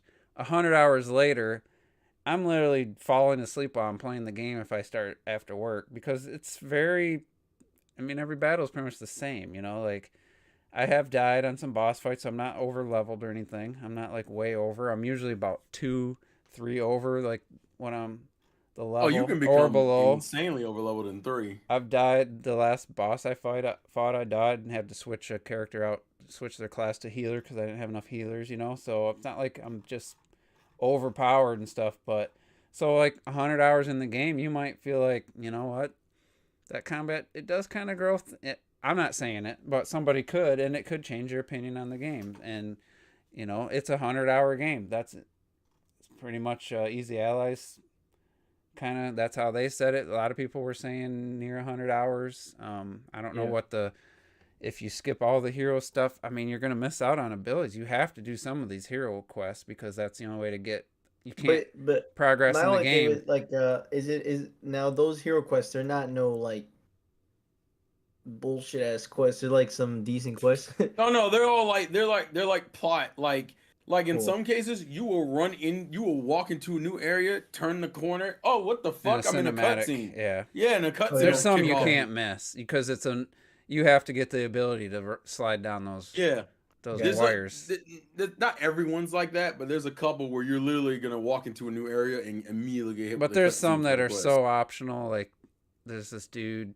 He's like a pirate guy character. I don't think Terrell's gotten to him. Nah, I don't think I've met him yet. Cut the shit. Okay, I haven't played it. You know, I wouldn't say he just kind of talks like one, but either way, I could give two shits. I could give two shits about that. I did it. Okay. I randomly started this. I might as well finish it. I couldn't care less. You know, like there's definitely been those, but at the same time, the whole point was, you know, quote unquote rushing through. If you have to get your review out, you're gonna have that could make you like the game more, or it could ruin the game for somebody. Like I remember certain games aren't meant to be rushed through. One of my notorious people I've always shit talked over the years, Adam Sessler. Oh, fuck him. He had to review GTA 5 in I think he had 4 or 5 days, 3, 4, 5 days. That is not enough time for a game like that. And he said he took his hope from Friday to Sunday because he had to get the reviews out first. That's he ruined that channel by having these. Wasn't it like something? What was it called? It was a Rev 3 Gaming or something. Rev 3, Rev 3. Cool. I like Rev the 3. people on there. And anyway, he's like, I just had to spend 3 days getting through this game. I put, 70, 80 hours or whatever it was. Fuck. And it was like, it was just this experience like I've never had before. I mean, he was dick riding that game, like everybody except for one reviewer who got roasted for being probably lower. giving it like a 7. Yeah, it was like a 7, and it was, in my opinion, that's it's not much above a 7. But I give it an 8. It's a good game. I just hearing him just like talk about how he had just basically his whole weekend was playing that, and for him, if I believe him, that made the experience kind of special. Now, if you drag that game out over the course of 3 years like a retro death, you might not care by the end. You might, like, that's one thing about. Well, I will say that's one of the things that, like, I guess there's a different. I know you guys like to say, joke around like I rush my game. I don't rush my games, but like for reviewer wise, like, yeah, you think about, you have a time limit. You are literally rushing it. You are like actually like, I have to beat this as soon as possible. You know what I mean? Type thing where it's like, all right, I have this limit in my mind, and to me it's like the only thing that like I would do, like, I played Last of Us Part 2, right? I had the weekend, and I played that in one weekend. That was essentially all I did that weekend, and by the end, like, it was an experience, like, playing that all in one weekend, just condensing that all. And like, I wasn't rushing it. There's not much side content to Last of Us. You're just playing the game, enjoying the hell of it, and it's like, especially that story heavy game. Like, by the time like those credits rolled that Sunday morning or whatever, like, tears are down my eyes. See, I think for me, it is quite the experience where you really just immerse yourself just for a whole week and just like, let's just go crazy. I've never done that, so I can't say. I know how. There's that ending. I will say before you jump into it, I know how that feels. Go ahead. I will say that game had so many downer moments. I had to take a break and play something else. Like, really, I think it took me close to 2 months to get my 20 something hours in that, whatever it was. Me, what a good game, man. I enjoyed it. I enjoyed it a lot. But I guess I really mess with the whole vibe and I think there's not a lot of games that are like that, so it was just for me it was hard because they're I know Terrell thought, listening to everyone else, as everyone was chiming about trying to force you to feel bad or like this character. The thing that bugged me and no one talked about was forcing the cutscenes would force something to happen where you have to shoot these or kill these people because there they could have were been some stubborn. type of other They were scenario, yeah. stupid. Ellie Mhm. didn't want to. Yeah. She just wanted to know where fucking Abby was, and these people would always do something stupid and force you to kill them, and do And that you're like, man, over come and on. over without taking Yeah, a break. there were times where I was like, bro, just That- say something. You could have said if you just Yeah. if someone would have just spoke out right now, like we would have So, been. I had to take a no break, one like would have T died. said, palate cleanser for sure. I can't remember what other game I was playing. Was that 21 or 20? That was 2020. That I was will say- 2020. Yeah, it was July 2020 or I June. will say, I think June or I July. haven't had a story heavy game get me like that in a while. It's been a while since a story heavy game got me that. But with the way Robert explains like doing that in the weekend, it reminds me of what I used to do with a lot of anime series. I used to marathon like a good 26 episode anime over the course of like 2 or 3 days, Good God. and it's like a fucking.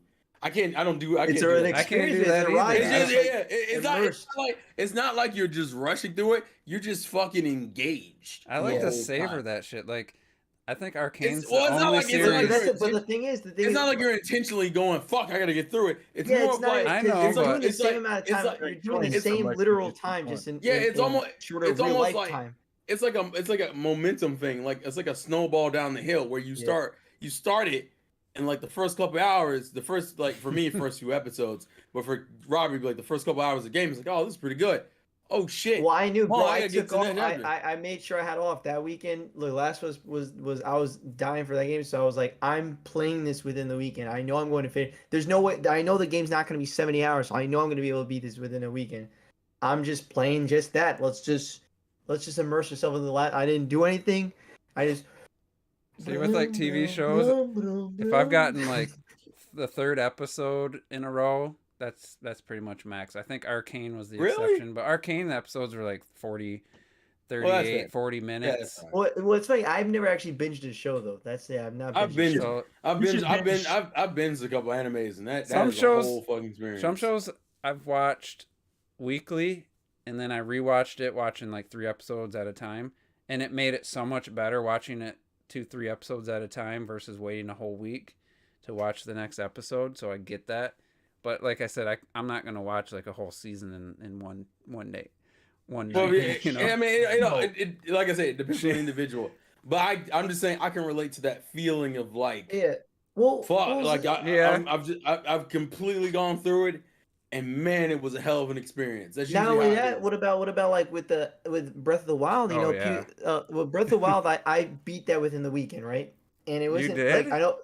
Yes, remember, Yeah, that yeah, Monday, yeah, that Monday yeah, he after did, the he podcast, it did. was like Then it that was I beat it. afterwards you went and did all the shrines, right? Mhm. Yeah. So Yeah. again, people think it's rushing, but I played 50 fucking hours like in a week. Like it was a lot, and it's not like it It's- was like I was just I would enjoying still- the game. I was doing my thing. I didn't. It wasn't like I was rushing through it. It wasn't like I was just enjoying the game, and then after that, I put another 100 hours. in Yeah, it 'cause if the you game's would have so good. stopped after that 55, I would have said you rushed through the game. I don't care how Gotcha. much time you have in it. You got to the end quicker. You know, you could have done it quicker, but you got to the end in a pretty speedy time for that type of game. And if you would have just stopped playing, it's like I said about IGN's review of Forbidden West.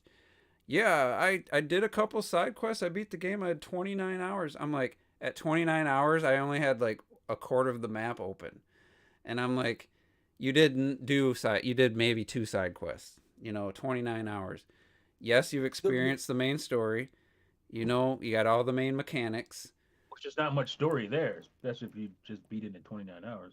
And I'm like, I can't even imagine having gotten through that 29 hours. The But problem there is some that game does have some really cool side content as far as character interactions. You're not always, you're always fighting a machine at the end of the day.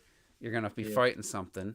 But there was so many good, like, holy shit, I can't believe this, like, whole story, this whole, like, this village was completely optional. This thing was completely optional. There's so much, if you care about the character or the world and what's happened to the world and stuff, if you don't, then, you're not going to care about that. So I think that the thing is, I think that boils down to which games engage you to the point where you want to do. See, the thing I always bring up with like side quests and shit is that every game I think has some shit that you can be indulged with. Like someone would say, "Oh, playing Horizon for 20 something hours is too short because of all this shit you can do and all the shit you can explore.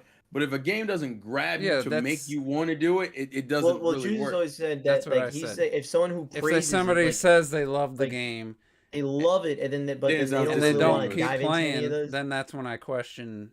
It sounds And- disingenuous. That's when it becomes hard to believe. Like, Somebody, Because love is a big also- word. Love is a strong word, man. You gotta even you if gotta- it's like everything- really, I know, really good, ladies. man, this game was so good. I can't wait for the next one. Well, you played 29 hours out of a potential 80 hours of you can go do a bunch of stuff. Like if you really like the game. Well, I guess for that though, to be fair, if they're probably again also thinking about the sequel's main story, you know, they're thinking about the continuation of what they finished in that 29 hours. I mean, I guess if you play games for just for the story, that's it's a whole different group. I mean, hell, gamer. I mean that happened with me when I finished Xenoblade. I actually when I finished the first game, you can tell a person who gives a fuck about that story and that lore versus someone who's just like for just getting through the game. Because I think, and people tell you in the stream, I got to that latter half when they started showing who the final boss is and like that plot dump you get towards the end of the game with Shulk and I'm everything. trying to even remember now. Oh wait, I remember. And it's like, my brain was like, oh, so this is what happens in 2, and this is how the shit connects, and oh, that's what it's referencing. I think everyone's played 2 here. So like, Yeah. That's that flashback sequence you get of like his name is Klaus, and he's like he's in like that space station, and the lady runs up and goes, "Stop!" I didn't realize who the lady was. For the longest time, I thought the lady was like a version of Fiora. I was thinking it was just like a variation of the same characters. And then I went, and then you play 1, and 1's like, I'm like, oh shit, that's the other guy, that's Lady Manus, and I'm like, oh, that's the bitch that was inside. Like that shit will start clicking with you, but that only works for people who give a fuck. And I already if you forgot. don't give, Just beat that game not that long ago. It's tough because like so I really enjoyed the hell out of Xenoblade Chronicles 2, right? But I'm not going back to play that side content. It's not very entertaining. I'm just being honest.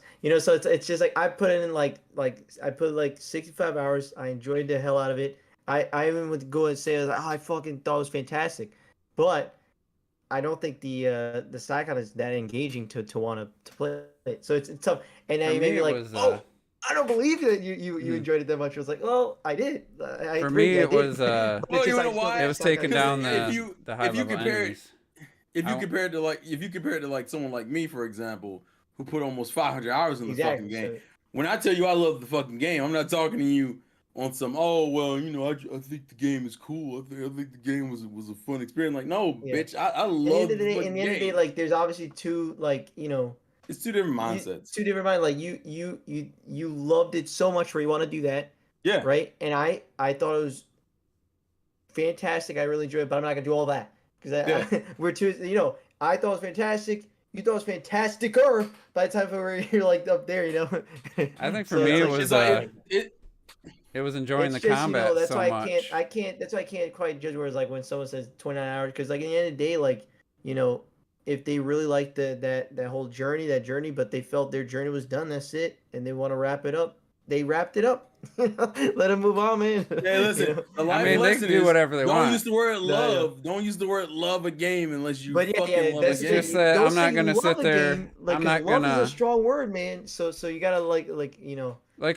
Love responsibly. I think the basis of that was that, that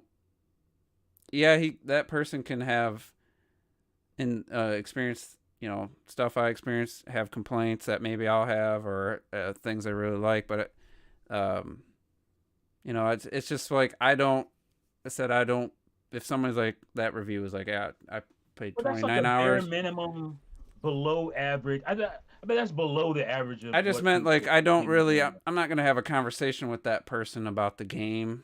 As a fan, somebody who really loved it, like, what am I gonna get out of it from somebody who did the main story basically and a few extra things? There's not much we can talk about other than the story stuff, which it's cool, but we can talk about how it left on a cliffhanger. What does it say about the game that you played 29 hours? You have nothing to talk about. Like, to me, like, I'm not going to enjoy a conversation with somebody because obviously the level of appreciation, excitement about the game is going to be lower. No, of course. It'd be like talking. I mean, Terrell, there's nothing. Well, it's like with me I know with Zelda's Immortals, right? Like yeah. we're not really like out here like, oh yeah, man. You know, Yeah. And Terrell, I mean, he love that liked part. Like Terrell liked Breath of I the enjoy Wild. the game. I thought it was good, but you fucking love the game, so you know it's a whole different tier. You know. I mean, I was hoping Terrell would get a little more sucked into Breath of the Wild, but you did like 60 shrines. You beat the game. You know, for you, that's not your really your. How many hours I- you put into that, Terrell? You know? I think he had like 60. I found, or no, It's it was like I think 55 or 60. 60 hold on, shrines. hold on. You had hold like on. 60 I- shrines, though. I'm If you pretty did sure. 60 pretty shrines good. plus that, it's got to be more than 60 hours. Hold on, hold on, hold on. All right, let me see. Luckily the Switch is right here. You got to put a game in to see the hours. If No, it's, no, Breath of the Wild. I downloaded. I didn't. Buy I know. physical. Yeah, Because- okay. Because you got to because boot it up for- in order to see your time. I don't, Yeah, I don't know how many like shrines I did during that first weekend that I played, but like I definitely didn't do a ton, so that's why let's like look. Where the hell are you, Zelda? 50 something hours. Like the game is You gotta beefy look in the enough like on basement. its You in the own. basement right now, Terrell? Huh? You in the basement on Switch? Trying to find your game? No, Oh, yeah, I did have to go into the game. Hey, PS5 listen, PS5 has isn't that it- too, by the way. It's Yeah. Does it? Yeah. Well, I guess also the PS4 technically does it. I right, too. have. That's the auto. I'm thinking you got between 60 and 70. I might be I'm mixing. I'm saying 90. I'm saying 90 hours. I'm gonna No It's go way. got to 80. be more. I 60 think shrines? I think That's I a had to decent open. amount if you're doing I that. didn't think I had to open the game to look at it. Yeah, real you have to quick. open the game. You have to start open it. a little bit. Like I'd have to Alright. boot up Xenoblade Chronicles 85 too. hours. I'll say 80 hours. No way. I mean, hey, Because wait, you I almost- think I doubled back a gotta pick couple one. times to do some I'm gonna other say stuff. 55 or more. It's gonna say. No, Alright, but hold on. dude, that's way too much for 60 with 55 hours. That's a lot. Maybe he didn't have 60 shrines. Maybe it was That's 40 like shrines. that's like fast. That man's That's speedrunning different. if he's doing 60 makes a shrines plus difference. 55 hours. Yeah, but That's impressive as hell, to be honest. Hold on, let me see. But Like, getting that's to like your being point quick. about Xenoblade, I mean, you can tell how much I said I liked Xenoblade Chronicles 1 better. Like the story made and ended and stuff, I think way better than 2. But if you look at my play time and the fact that even though I had 3 sitting there, kind of pushed me to. I went back and started playing, did a new game plus on the first game, and I'm like, yeah, I'm not going to play this game ever again, probably. You know, like with 2, I enjoyed the combat so much. You had all these high level enemies. I wanted to go take down as many of these damn tyrants. I wanted to finish the affinity charts for all the blades I liked. You know, I enjoyed Mhm. the combat. Like, Yeah. I did really like the cutscenes. I couldn't wait for the next, cutscenes to happen till the end got really went over my head. And I just went back and I put another, I want to say like 80 hours in the game after I beat it. In X, Sure. I put So 100 hours it- after. I think from what I see here, it looks like it's about 75. Yeah, I 75. said 80. Woo! Nice. Which- Gotta, yeah, because Because I you know was thinking, why? I'm like, I don't know, 'Cause that's a little. Even though I didn't, I kept playing after I beat it. It just wasn't to the same degree as the rest of y'all. But like I did keep playing. That I mean, that consistently. is impressive for Terrell putting between that's- 75 and 80 in Breath of the 75 Wild. hours for That's for really. any I game didn't think it is was a that lot. high. But for yeah. Hey, listen, I tried to give. Listen, when I told you I was gonna give it a fair shake, I gave it a fair fucking shake, and I enjoyed it. I enjoyed the hell of it. It's a different experience. I'm curious how I feel about the sequel. I am. We'll see. Tears of the We're all Kingdom. curious. Let's Because, what are they gonna do to compel us? All I know is that latest teaser showed exactly the exact same footage of the previous trailer. Literally exactly the same. Oh, man, my right? goodness! Right, Robert? Why you starting that shit up? In Can't there? take your Exactly, ass man. nowhere. There was nothing, not a single detail that was different. Relax, y'all. Y'all need to chill. I know what he was Man, trying to he say. was- He said it He so wasn't poorly. wording it well. Yeah. Well, this man made a Basically, whole video out of nowhere. I didn't even watch it. I ain't gonna lie because I didn't want to get involved in your guys' debate. And you guys went on the whole next day, and I just was like at work. I felt like T probably feels all the time. I was like, yo, I'm not come getting on, yo, involved in you this felt some type discussion. of- Why you making a video? Why? I know he's gonna be Moving mad on. because I said I didn't watch it, but I know it was silly. I can tell you without watching it what he meant versus what he said. What he meant was you didn't have the reveal, oh, this takes place in the sky now. Like you didn't have that. You didn't have anything like that in that second Right. trailer. You knew it took place in the sky. You'd seen him skydiving in both games. You've seen him climbing. You've seen the the reverse time mechanic. You know, you'd seen similar things. It was just new areas and not, you know. And you had the one really new thing was that landing on that That bird glider thing. Yeah, that glider thing. Whatever the hell is, Yeah. whatever the hell that is. That was different, but you didn't have the monumental revelation. Hey, this takes place in the sky. You're gonna be, you know, your skydiving now. You know, I don't think I ever that's said what it I was think he was monumental, getting at. But it was new details that that's why I personally was like, that's what I looks know. cool. I know Retro Death. I know that's what he was trying to get to, but he just kept saying it was the exact same trailer, you know, which was Retro was just the worst at explaining himself. So I'm pretty sure I get what he was trying to get at. It just wasn't. He's just bad at explaining himself. That's really what it is. But anyway, let's talk about the Super Mario Maker movie. Mario Maker. Let's Super go. Mario Brothers movie. Damn, yeah. We haven't heard anything from T on this. You did not join in. Terrell, same thing. Haven't heard a peep out of either of you. I didn't personally. I said little. Let me give you the scenario, and I'm gonna explain. So I'm at work, and I have Verizon, and for some reason, like a year and a half ago, they either switch signals or something. I get like, I have to watch at 144p, and then I still have to worry about it pausing. Especially like Jesus. Twitch. So I watched it at 144p. There are people talking. There's fans. There's music playing. I couldn't hear the music. I could hear the voices. I could hear Bowser, and I'm like, I watched it, and I literally had nothing to say. The only thing I could think to say was I thought the logo looked a little generic, unfinished, almost looked like a unfinished logo design, and I was surprised they used the Super Mario Brothers movie, because the original was Super Mario Brothers the movie, if I'm not mistaken, or at least it said that on some posters. Maybe it didn't. It was just Super Mario Brothers. Did it? Okay. I've heard people refer to it as Super Mario Brothers the movie, I guess. So I was like, I want you to know we're not talking about the game. I was surprised they didn't have some kind of Super Mario Brothers in the battle for the, you know, Power Stars or something like that. I was surprised it didn't have a subtitle. That was literally my first reaction. I had nothing to say. I didn't know what to say. I didn't have a negative. I didn't have a positive. It was just like I was stuck. I didn't know what to say. I told you guys, I was like, well, I'm watching it 144p. I can't comment on the visuals. I can't comment on the music. I can't hear it. So I got home, and I put it on the OLED 65-inch, and I watched it twice. It's like, I still don't have anything to say about it at this point. So I did message you. I felt it didn't have that. It felt closer to a game cinematic than I was expecting. For some reason, it didn't feel like it was elevated well above a game cinematic. So I was just like, man, what is up with this? Why am I not like, why don't I have strong opinions one way or the other? I was just kind of blah with it. And I went to bed. I woke up, and then I turned on the theater room Saturday. When did that direct happen? Wednesday? Thursday? It was a couple days. Thursday. I was like, you know what? I'm gonna turn. I'm gonna watch some stuff. I was like, let me watch that trailer in the theater room. And I mean, it's widescreen, so it fills my screen. The sound was, even though it's only 2-channel on YouTube, I got the impact, the bass, the sound, the music came through. I was like, you know what? That felt like a movie trailer at that time. You know, like the first, all the other times I watched it 4 times in that setting. I watched about 8 different reactions to it.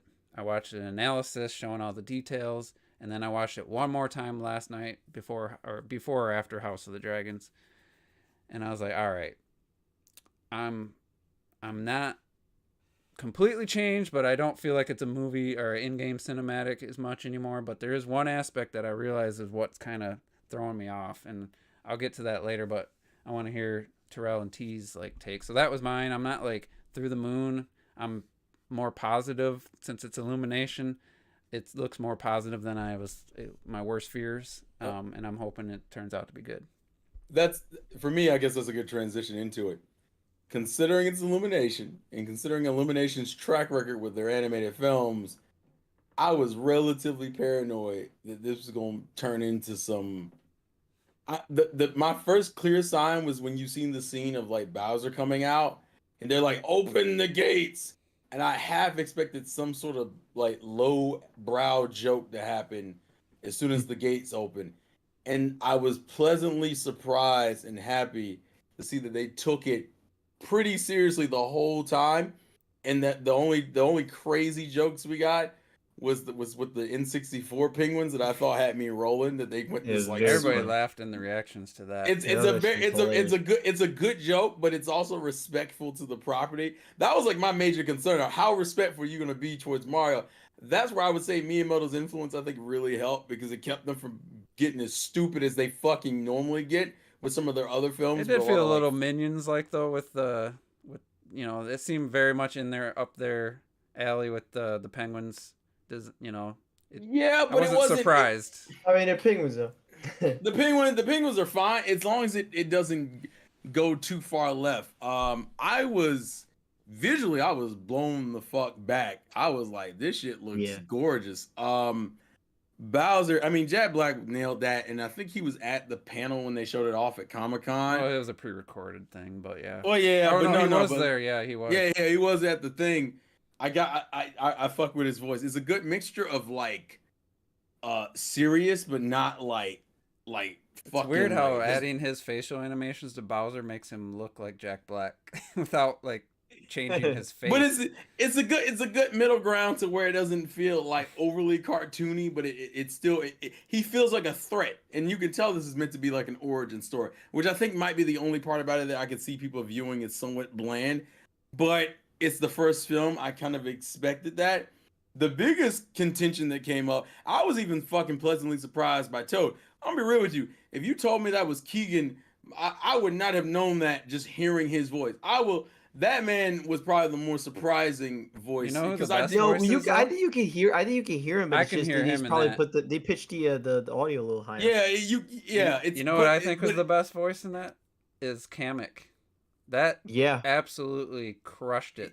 There's a lot of little nuance in that. The king of the Koopas. And there's like the reverberation to it, and then to see the dude. Impressions. Sorry, to see the dude who did it, and I was like, "That's the guy who did that." Like, oh my god. But anyway. But Toad was pleasantly surprising. I was like, all right, Keegan, I see you over there. Now, I think the biggest contention of the whole trailer is probably Chris Pratt. Where is this place? I think people were a little bit more disrespectful than they needed to be. I thought it was better than a lot of people were saying. And you can tell he's still doing somewhat of an accent. If you noticed when he says the whole Mushroom Kingdom, here we come, you get a little bit of a Brooklyn accent. I'm like, okay, I see what you're going for. I just need to hear more of your voice, like talking. I can't do that voice, by the way. I can't do a Brooklyn. It's subtle, but I noticed it. So I didn't want to. I feel like people dogged him just because. Well, I could tell it's Chris Pratt. I'm like, God. Well, when he said, "What is this place?" that just sounded like Chris Pratt whispering. Yeah, I feel like people were a little more disrespectful. Mushroom Kingdom, here we come. Yeah, you can hear that. He's doing a voice. I just need to hear more of him. I think it's a teaser. Yeah, how's he gonna sound just talking to another character? That's what's gonna be. As a trailer, as an overall experience, I am very positive looking forward. They didn't try to disrespect it with a bunch of lowbrow humor jokes. It was a visually pleasing ass trailer, and for the most part, everybody's voice I fuck with. I just need to hear more Mario, but like. Toad and Jack, he nailed that shit. So yeah, Jack Black was badass with the open the gates thing. But he was open the gates. And I'm like, wow, I wasn't expecting that. You know why people are so down on Chris Pratt? Because Jack is such a no fucking duh choice for Bowser. Yeah. Keegan wouldn't have been the immediate choice, but you could tell he's putting in like an actual voice to a degree for Toad. The problem with Chris Pratt is that of the actors we knew of, even people looked at Luigi and went, "Oh, Charlie Day, fucking Dab, exactly." But Chris already doesn't have the best. I don't think Peach is gonna be anything special either. Anya Taylor, what was her name? We'll see. That one we'll see. But why not? She's a really good. She's a good actor, but I kind of feel like I don't know. You think she's gonna do her voice? Be the less animated voice. Like she's just gonna kind of be talking voice. I mean, yeah, For we'll sure. see. But yeah, I just think people got on Chris Pratt mainly just because because of the cast of characters we know and the ones that people are excited about. He's the one that people are like, I don't know about all that. Like, Look and at this his isn't. Bowser. Look at But where yeah, that face ended up of that fortress in but the I'll let T background. go. I want T to get his opinions out because I All see him right. over here quietly T's been shaking waiting. his head, nodding yes and no. So why don't you tell us, T? There is so much bullshit surrounding this trailer, man. It's just drives me insane. This shit looked phenomenal. I don't know what people are watching. What I had, we're watching completely different trailers. Like I had almost no expectations going in, and it has Me nothing to do too. with illumination or any of that stuff. But the thing that hit me first was like, holy shit, look at the scale of this. Because Hmm. in your mind, you're thinking, you've seen CGI stuff, trailers and whatnot inside of Mario games. So you kind of have an idea what it might look like. This shit has an epic scale to it, which surprised the hell out of me. I just didn't think it would be what it was when the fucking airship shows up and it's Hmm. spouting lava everywhere, and it's just the look of the way they shot that angle, like it looked Hmm. great. And of course, the penguin thing, like it looked like they were involved in like this epic battle, and then Mm-hmm. they pull out, and it's just like they're hitting them with snowballs. I died. Everybody laughed at that I in the think everybody reactions. probably laughed on that. I died because I felt like, oh, they were in this epic battle throwing their snowballs, and no, it's really nothing. You're not doing anything to us right now. It was hilarious, Yeah, and that's a yeah, good Kamek, bait and switch. it was It's great. Yeah, great. Kamek was excellent. He sounded like I think he should sound. It was the Mm-hmm. weirdest thing because I don't think I've ever. He's my favorite And he voice, even above had Jack he's Black. there's little, you hear little noises and whatnot from the games and whatnot. I think, but he never had a voice, and it sounds perfect. Now, the It's biggest contention in this trailer, and first again, it's just crazy to me. Is here's the thing: I knew right away. Even I mean, I guess even after they obviously said Chris Pratt was going to do the voice, I wasn't worried about that because he's done cartoony voices before. He did Lego movie, and I thought he was great in that as the what's the character's name? What's his name? I can't remember. the Oh, yeah, the Anyway, main but yeah, character. you know what I'm talking about. The main You character, know, yeah. you know He was about like Ninjago. no, he was just like a basic. It was just like a regular dude's name. He had some kind of like an in joke kind of name. But yeah. so I knew right away people were gonna have a problem with this because for the last 25 fucking years we've been here and whatnot from Charles Martinet. So that alone, people were just not gonna be happy. It's a Whatever they me, heard. Mario. But Like here's the thing, that kind of dates some people because I'm like, well, sorry to tell you, but that wasn't Mario's voice when I was growing up. Mario's voice when I was growing up was fucking Captain Lou Albano from Yeah. wrestling. True. True. Like he was a straight up like, hey paisanos, it's the Super Mario Brothers Super Show. Like have you that seen was that the voice dude in the I jumpsuit remember. doing the stereotype like Italian stuff? Like, get out of here! Like, and it's really awkward. Like he filmed himself. I don't know if it was supposed to be funny, but people were putting that in their reactions. Like that. So that's that's why I knew people were not going to be happy with it. But I always knew that it wasn't going to be a whoa of Charles Martinet voice No. because they would have just had Charles Martinet do it. But you can't deal with that shit for 2 hours. I said it. He's going to have Mario is in this movie is going to be a straight man character because everybody else is off the fucking rails. Bowser's going to be crazy and kooky. Obviously, True. all the characters that you've seen. So you need to have a somewhat straight character because Mario, it looks like he's going to be coming to the Mushroom Kingdom for the first time, and so we're going to be experiencing, what he experiences. He's going to be like our eyes into this world. So it's going to be, and we only got 9 fucking words from Chris Pratt. I think that was intentional. Um, and I thought it was fine. I didn't think, it wasn't like, oh yeah, that definitely nails Mario. I'm not even sure. I thought it was. Mario I should actually sound didn't like. mind it. I thought it was fine. Yeah, I don't have any issues with it. But a lot of people are like, oh, he sounds just like he didn't sound like. Yeah, I bet if you didn't know who he was, you wouldn't say that. If you didn't know Chris Yeah. Pratt was playing this character, you wouldn't say, "Oh, he Well, the sounds like Chris whispering Pratt." part when he said, "What is this place?" that sounded like him. But when he was saying But then Mushroom again, Kingdom, you have a predisposition to saying that. Like you know, if you didn't know that was him going into this movie, would anybody you really else think he has sounded anybody like else needed Jack some? Black? Sounded like Jack Black to a little bit to me. Not in the beginning, So but when he said, "Who's gonna I stop when he do. said, me?" That's Yeah, when he that said was Jack open Black. the when he said open the gates, it sounded like Jack Black to me. Really, You didn't sound think? anything I like him to I me. didn't think that at all. I've watched Tenacious D. I fucking watched his the movie. I've watched tons of Jack Black movies. He was in one of my favorite shows on HBO, Mr. Show with Bob and David. Like I've known that him Well, in Kung playing Fu characters Panda, forever. he sounded So, way more like high pitch, upbeat kind of voice. Well, that's because he's and he's doing a Bowser voice. Like Mhm. if you go back to like the cartoons and whatnot, the Mario Brothers Super Show and also Super Mario World. That's what it was, right? The Saturday morning cartoon. He has like a raspier kind of voice. Mhm. So it makes sense. And I knew Jack Black could do that because I've heard him do it in a bunch of things. So I'm ecstatic for this. My daughter saw this and she was nearly in tears. She was like, "This looks amazing." Mario, his animation, phenomenal. Did anybody else Like, have to get used to seeing Mario like make that much of a facial expression? Like at first I was like, "Damn, that don't look like." it is kind of, it's a little weird. Or I have because it he does- paused. I was like, "That doesn't look anything like Mario," and then he does that, and then I'm like, "Oh, that's Mario." Like that's Mario for sure. I think a lot of it. There's a lot of like, I don't know, if hate's the right word for Chris Pratt because of I don't even know what it is. Like it's just some personal things that he said or whatever. Yeah, I on don't know what Twitter. he said. I don't but- think I that's don't- it. I think I don't people are just care. tired of seeing him in a lot of There's shit. a lot of people that reference that I've seen. They just Yeah, don't like him.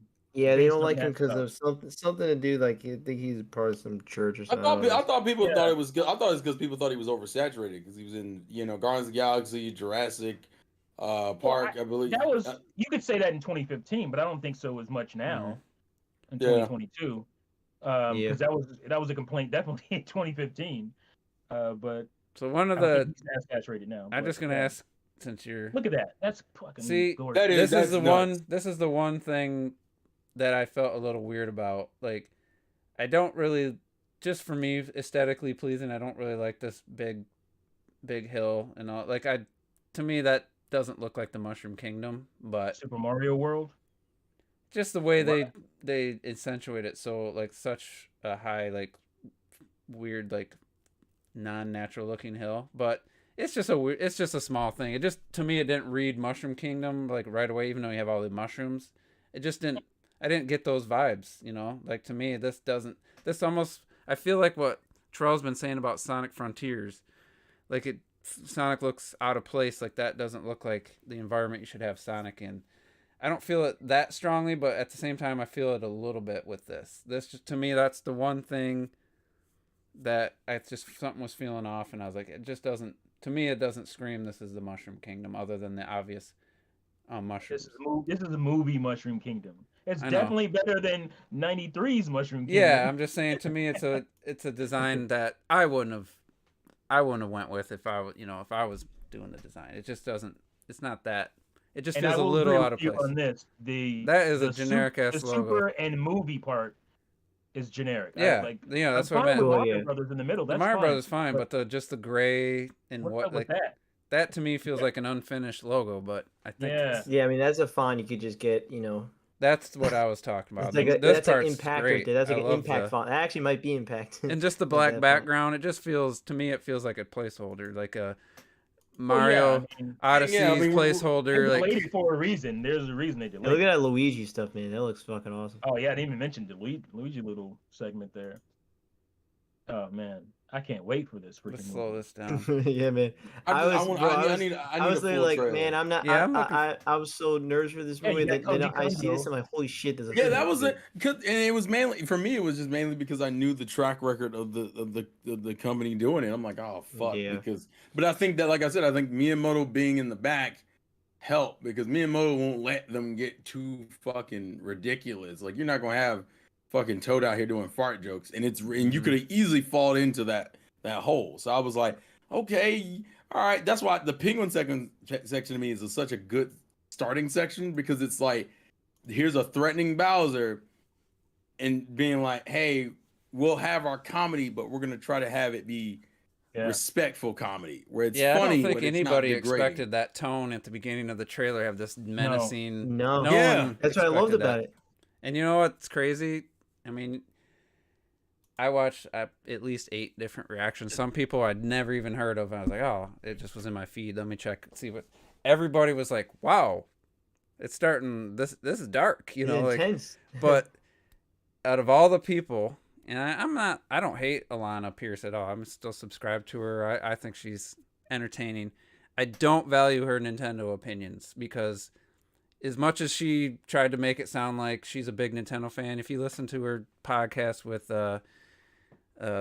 Joel voice actor, what's his, Troy Baker, they never talk about, it's a Xbox and Microsoft, they never talk about Nintendo. So I'm like, I could give a shit about Alana's take on this movie.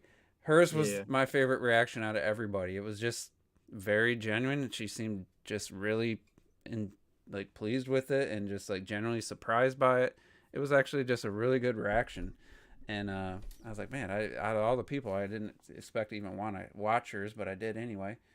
I've seen some other ones where I think they were kind of hyping it up more than I felt was genuine for them based on what they were talking about before the trailer started. But yeah, anyway. So Retro, man. Retro had a reaction. It was a good reaction. Retro's was good. We respect it. Support the man. Support him. Oh, that was very funny. So Robert, I'm in the day before in the chat, so I'm like, look, I'm not, I went in with zero expectations. I was not hyped for it. Legit, I didn't even record a reaction. I always record a reaction for these damn things. Yeah, I didn't record. Like, I was like, look, I have no clue how it's gonna be.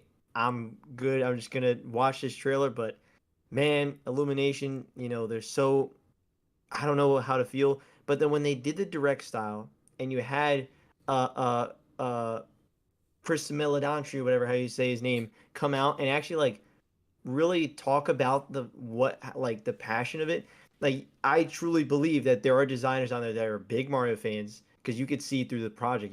This feels like a genuine movie made with the love and care for the franchise. Saying that he jumped on like Chris Pratt. Koopas in the arcade. That was such a animators. lie. You didn't jump the original arcade game. You didn't jump on the Koopas. Yeah. Unless you talk about Super Mario Brothers. Yeah, I will arcade. say that about Chris Pratt in the direct. He was just not into it at all. No. He was just like, he just killed any of like excitement going. I thought that was honestly, I thought the direct format was a negative for me. Yeah, him and Jack Really, Black. no, I liked it. I liked it because it gave me more faith in the project. Well, I liked hearing them. I just okay. think Chris Pratt brought I it don't down. think But Jack Black was dope. I don't think Jack that Black added. was good, though. It was No. funny, but I don't think it added to me. I liked I would liked rather it not have that. and I just like the way Miyamoto was talking about it, the way Chris Melanchi, he was talking about, the animators, blah blah blah, and like what they were doing, and I was like, oh cool. I'm like, this just feels like they're not, this feels like, hey, don't worry guys, like we're actually genuinely going to please you. No. We're not just trying to do a cash grab. We didn't just get the license and we're like going to make a fuck sequel- all movie. If the sequel comes out in 2 years, then you'll know they just Yes. rush something together to get some more money. That for sure. But it doesn't need to take 7 because they have all the designing and stuff out of the way. But if it's not like 3-4 years, I'm sure only took 7 years because you're dealing with Nintendo. and they had to completely just figure out how they're Yeah. going to design the mushroom here. How was Mario's design? They probably went through. Yeah. And I still don't like so many. his pancake The behind the cheeks. scenes for this movie is probably very cool. See, I don't like the pancake cheeks. Angry Joe said the same thing. It's like, dude ain't got no ass. Like, Oh my god. It was so funny to me because I was just like, it was just a looks little weird. observation I made. I was just looking at it. I was like, and the whole internet made that same exact observation. I'm like, what the I'm hell? not. Motherfuckers are weird. Motherfuckers are weird, dog. Because I don't think people were actually literally mad about it. I think no one's it was mad, but became that's the became a first funny thing thing. I noticed. First thing, I'm like, man, I didn't even think about them. Because you seen it Robert from of all behind. people, Yeah, Robert the didn't trailer, you notice look his at lack the- of ass.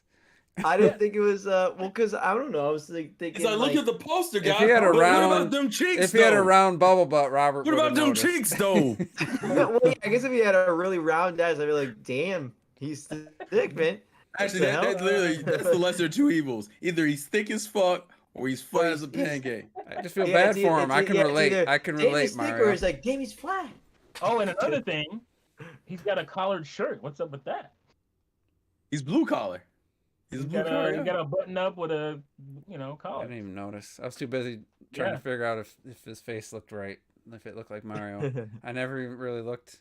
The main thing is that Mario doesn't have It that looked like big. Mario. He doesn't have a crazy range of emotions in the games, so it's Yeah, like you're so not hearing used his to- face all scrunched up, I was like, "Oh, what is this?" Yeah, And then- it looks weird because. but you're now not I'm already used him to it. making It's just faces. like with Yeah. Horizon, with Aloy's different face. By this, A better you know, face. a week later or What's up with the whatever. pancake cheeks. A week later or whatever, I was like, "Oh, I'm already used to it." I can't even like. I look back at the original game Aloy now, and I'm like, "Ah, she looks, she doesn't look right."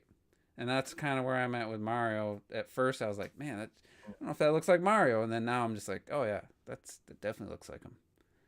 Yeah, it's great. I think it looks great. The trailer looked great. I was, wish I- you know what? I wish I had think a part little of more, it but was, like I it's said, I was hoping just like, for me, this might have done it for you. I was hoping to be like, oh yeah, this is just destroys like the Sonic movie trailers. Like this is, It does. To me, it 100% doesn't. does. You don't think it destroys the trailer? the Sonic 2 Sonic movie? trailer was amazing. Teaser, The Sonic. It's a teaser though, but I'm just saying, I was hoping this would be like, yes, we're not fucking around. Yeah, you saw. I don't think they're fucking around at all. That's why I didn't. That's why. When That's that why. big ass Like, airship came out there, it felt like yeah, when the big ass airship came That out was and cool. they do that, the shots look really nice. The whole over the top head. I'm like, dude, this shit looks nice. But I was hoping Yeah. for me personally to be like, that's definitive. Mario just already conquered. Do you yield? yeah, I love I that. do not. It's funny, bro. I do not. And you saw Jack Black's face and Bowser's face. That shit was weird. I was like, holy shit. Yeah, that's- because I was his just, like, mannerisms like, came through. I was Yeah. not expecting like that, that intensity, obviously. And then when we actually, it was funny because everyone says Mario 64 penguins, but I thought don't know if you saw Super the Mario chat, I was Brothers like, U oh, and Wii. I was like, oh my god, yo, they're the Mario Galaxy penguins. Really? I was thinking 'Cause New Super technically- Mario Brothers Wii because You know why people think penguin they hit suit. 64 penguins? Because they throw them bitches Because- off cliffs all day. Yeah. Because technically, the ones from Galaxy is the one from 64. So technically, Yeah. But in my mind, because I played so much of Galaxy, I saw them. I was like, oh my But see, god, that's- the Galaxy penguins. That's a cool reference. You're referencing shit from like I think the it's only super cool. I saw. I was like, oh my god, Beach Ball. See, I was Galaxy, thinking man, that this is Yeah. gonna make me, I shouldn't have been thinking of this game, but I was thinking the penguin suit from fucking New Super Mario Brothers Wii. That was my You first saw thought. this Was, Wii? I was Really? thinking New Super Mario Brothers from DS. Oh. That's because what I thought played it was. that game. My buddy was dating this girl, and we always hung out. They were always over, and she just loved penguins. She was like penguins all the time, and that like as soon as I saw the penguins, I was thinking fucking New Super Mario Bros. I should have been thinking 64, but it's been so long since I. Going after the Power Stars. It would have been But nice that's- to hear Peach. I mean, she's a big part of it. It would have been nice. Yeah. to I'm get curious. I'm something curious. from Donkey I'm Kong curious. still to hear. I can, That's I can why- live and not hear Donkey Kong yet. I think But- Donkey Kong is. Well, I'm is trying. I'm my trying to figure prediction out. is Donkey Kong's gonna be maybe because it seems like he It gets is- he gets transported to the Mushroom Kingdom, right? So he's probably gonna. They might maybe either one or two. They might go to a jungle section and that he'll be there, and that'd be DK Island and part of fucking. yeah. Always- Or, I saw or always he'll say- be, Definitely or the he'll be like a N64 part penguins, of Ah. before Mushroom Kingdom Yeah, stuff. and yeah. he might they just be definitely like. take it. I always thought it was weird you were even introducing DK in this particular film. But if they do what I think they're gonna do, was kind of use where DK I will think it's be gonna in be a this really film. guest appearance. Well, that's the point. I think it's meant to be a guest appearance that'll lead into his own films. Because to me, realistically, DK's always had the weirdest history with Mario because it's like you're not a part of the Mario universe, but you kind of are. But he has his own shit in universe, and realistically, you can His first game, Mario was in it. So And I hated the way this game. yeah, but controlled. I'm saying like DK has always been in a weird position Yeah. because DK was like you're not wrong. Yeah. he's his own character with his own franchise that doesn't really connect to Mario at all. Yeah, But they his have their history, own world if you look at the games. yeah, but basically. but his history is entwined with Mario. Yeah. So it's like you're part of it, but you're not all the way a part of it. So my thought process is literally you're introducing him in the film to kind of go into his own film. Because remember, we have Nintendo Oh, I thought Pictures. that was a thing. They were gonna Huh? spin off and make a Donkey Kong movie or something. That's very much what I think they're gonna heard. do. Yeah. I did hear about that. They might honestly. This is the beginning of the NCU, man. The Nintendo Yeah, Cinematic this is the Universe. Nintendo Cinematic Universe happening Yeah. right here. And literally, they'll have probably the post credit scene. Or maybe, well, I mean, post credit scene could be something, but they'll probably can't have. wait They're gonna to have a Link. post credit scene. I'm gonna bet money they're gonna have a post credit scene. Can't wait And they're till gonna have Zelda shows up. It'll either be Donkey Kong I do related not like the way or those just be penguins Nintendo. look. man. No. Where's Bowser Jr.? Well, they could, do Those Bowser Jr. penguins for are next one or horrifying. something. I don't know. It depends. It also depends. It also depends on what they pull from. When it comes to from this movie, how much, I didn't many realize the penguins are in references. this many games. But they've They're already in a done a whole lot, lot. but- That's great. They're just not in like. Oh, I forgot, to be honest with you. They're not in a lot, but they're I need to hear this consistent. music. Oh, the Yeah. I always fell off that motherfucker. Oh, Nintendo copyright strike! Ah! No, No, we're past that. those days are over. Yeah, man. Fortunately, That was a weird period of time, though. It was to so be, weird. To be a Nintendo YouTuber, your ass was getting flagged for every damn It's thing. ridiculous. Do you want to join the Nintendo Creator Program? Hell no, I want to join that boys. Something I See, thought that's was I remember this Beach Bowl Galaxy. Yeah. I remember this. Beach Bowl Galaxy. Yeah. something They're- I thought was a little I weird. remember it because there's penguins and it's like a beachy area. Yeah. That's why. But I forgot. Bowser's line about who's gonna stop me made me think of Jim Carrey in The Mask. Somebody stop me or whatever he said. Somebody something in a similar inflection. Yeah. Was it somebody stop me or somebody something? No. Yeah. Somebody stop me. Was it somebody? It's somebody something. Yeah, because that- he slides through and he's like, somebody stop me. Like it's like it's super. And then exaggerated. Mario's Mushroom Kingdom Here We Come made me think of shit, or the That's still a Joker's reference to some- the it feels Joker's like a reference to something. and here we go. we go. Yeah. Those two things I thought it was immediately My question is, if Bowser's going around taking over kingdoms, which other kingdoms or references will we get? Is it good? Is it? yeah, gonna I'm be, guessing like, he's gonna be collecting more mean, stars. And my Star question, Wars, is he gonna and need here's the 8? other question: how much? I guess is it gonna be? How much of the Mario lore is it gonna like throw in with like the teases of like I think people were already doing Easter egg hunts Mhm. for like from what we saw in the teaser trailer. Like, are they gonna try to stay in the classic Mario area, or are we gonna Well, get yeah, some... because the penguin, that's nothing from a That's game. not Like classic. the penguins don't have their own little kingdom, so where else is he gonna No. go for power stars? You think? I think it's more so we're gonna grab characters that you've seen in the Mario universe and kind of like throw them into their kingdoms. I'm curious if they're gonna reference like Look at if this they're gonna ugly-ass state game. What? it's not what it's Yeah, fucking it, great. my only Huh? problem with Wii is that Wii fucking feels empty at sometimes. You got these It's- big ass tracks. Troll, Bro, this is trolly the as hell. Smash Melee of Mario didn't Kart somebody- series. Did- That's a reckless claim. Somebody One of posted my- That's on- what I always hear. People are always like, it's The the DS competitive that's a where DS track right there. the crazy, Wasn't there a Mario the bullshit update to blue shell stuff. I think what? somebody was saying the new update with the new maps in Mario Kart 8 Deluxe, something with the balancing went nuts because it's like retro. Or Went somebody nuts? posted a video or just getting slammed items just over and over and over. Those like Really? it was like Oh, ridiculous. they when they went to more of a chaotic way. It was of like doing everybody had like fucking. Look at this game, man. This game I looks so know. good. It's crazy. It's gorgeous, bro. It's on the damn Wii. I love those fucking Respect things. the Wii. I'm Respect sorry. the Wii, I know they're baby. like Respect 64s on where the they're, but Wii like name. the way they waddle, the way they look, the way they talk, it's just Hey, so but good. What they listen, did Juice- with the Wii just kind of reinforces Juice- my. I wish they were able to do more with the Switch because that's a. Hey, Right. hey, listen, Juice. You know what the worst thing about this game is though?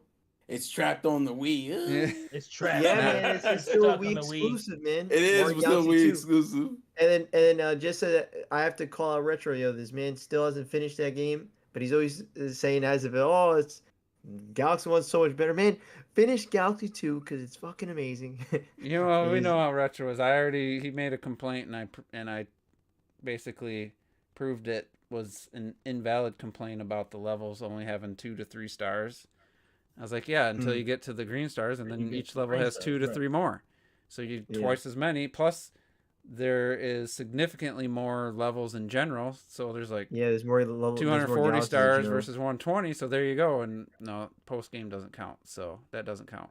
Well, I mean, I was just gonna say about the movie because we were talking about like how the penguins don't really have a world and whatnot. I think to me it felt like watching that trailer. It felt like a little bit of Super Mario Brothers 3, where they're going around and he's like, going around all those different kingdoms, and he's like, using the what does he use to transform them to like different creatures, and you got to change them back basically in Mario Brothers 3. Oh, the It felt like, flutes and stuff? yeah, it kind of felt like Look at this where penguin. What the fuck? you're Oh my traveling all these god, different they went worlds. more realistic. That's for like a these. bird. Yeah, They went for Sorry. that is a bird. Oh wow, I didn't know they could do that. Oh yeah, That ain't no Yeah, penguin, they, though. they land on your every different world they Yeah. land on your nose when you just kind of sit there. There's a different type of bird. I never Odyssey's- just I mean, sat down. Odyssey's a good looking game, too. But anyway, T, sorry to cut you Oh, off. Odyssey's a great looking game. yeah. That's all I had to really say. It was just like, it seems like because we were talking about are they going to go back to classic.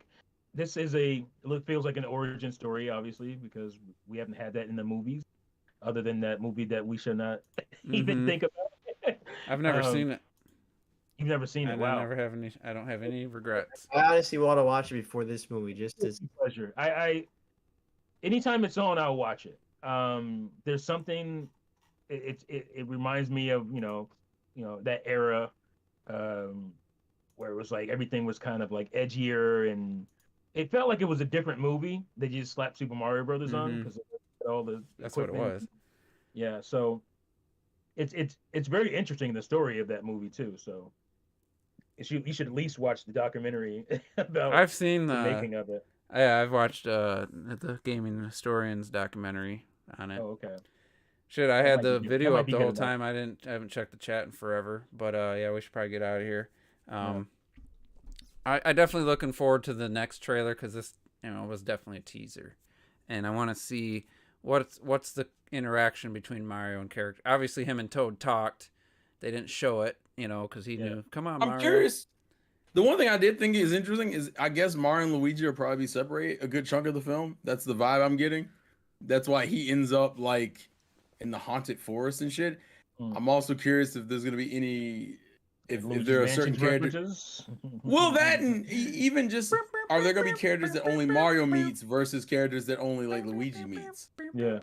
And they kind of come together at the end of the film. Well, it's Like, called the oh, Mario Brothers movie, so I hope they don't separate them. You know, it was a first. This establishes canon for the blue shells in Mario Kart, because one Koopa has a blue shell with wings, and that's never been seen in any game. Never seen that before. Never thought about it. Why is there a blue shell with wings in Mario Kart? But they never put a Koopa with a blue shell in any of the games. For sure. I always assumed the Koopa was always in the shell, and he was just a kamikaze Koopa. That was the vibe I always got.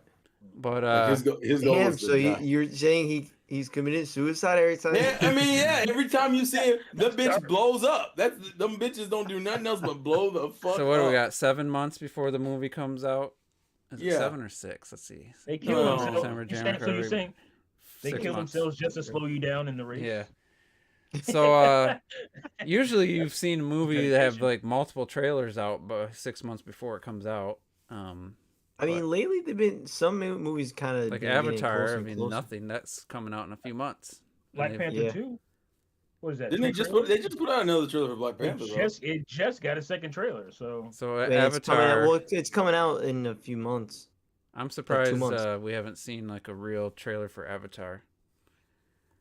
Yeah. So, but that's probably. I'm not. No, I don't know. It's been so long. You think they? That's true. Oh my god, it's been since May already. You think they would try to remind, get people more? Hey, well, they had a movie out in theaters and they made $60 million, re-releasing Avatar 1. So that's now would be a good time to. That's a pretty good ad. Oh, and you know what? There is new stuff in that movie, that rerun. Is there? Yeah.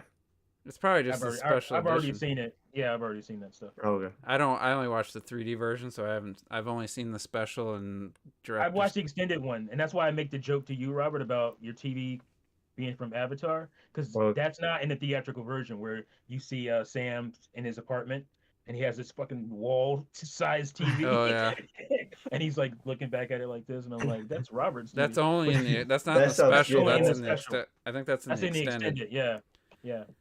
Sometimes the extended scenes in movies just don't, like Gladiator. I'll never watch that There's extended a reason they version. cut that shit. Yeah, there's a reason. So, but It doesn't anyway, always work. I'm looking forward to more. The next trailer in a couple months, and maybe the Game Awards or something, and then. oh yeah, I mean, maybe they give Jeff Keighley a I think bone. they will. I think they'll do something at Game Awards. And we got we got some big games coming out. This month, Yeah. next month. Callisto Protocol's December. I didn't know that was this year. Dead So. Space. Yeah, it's Oh my December. god damn it! I didn't think I had another game to play. Before Yeah, you the do. year. So and then the Dead Space remakes in like February. That looks really good too. So but anyway, good discussion. Thanks everybody for tuning in, and we'll be back probably next week. Do it again. It's a me, Mario. Ah shit! I was gonna have everybody do their impressions of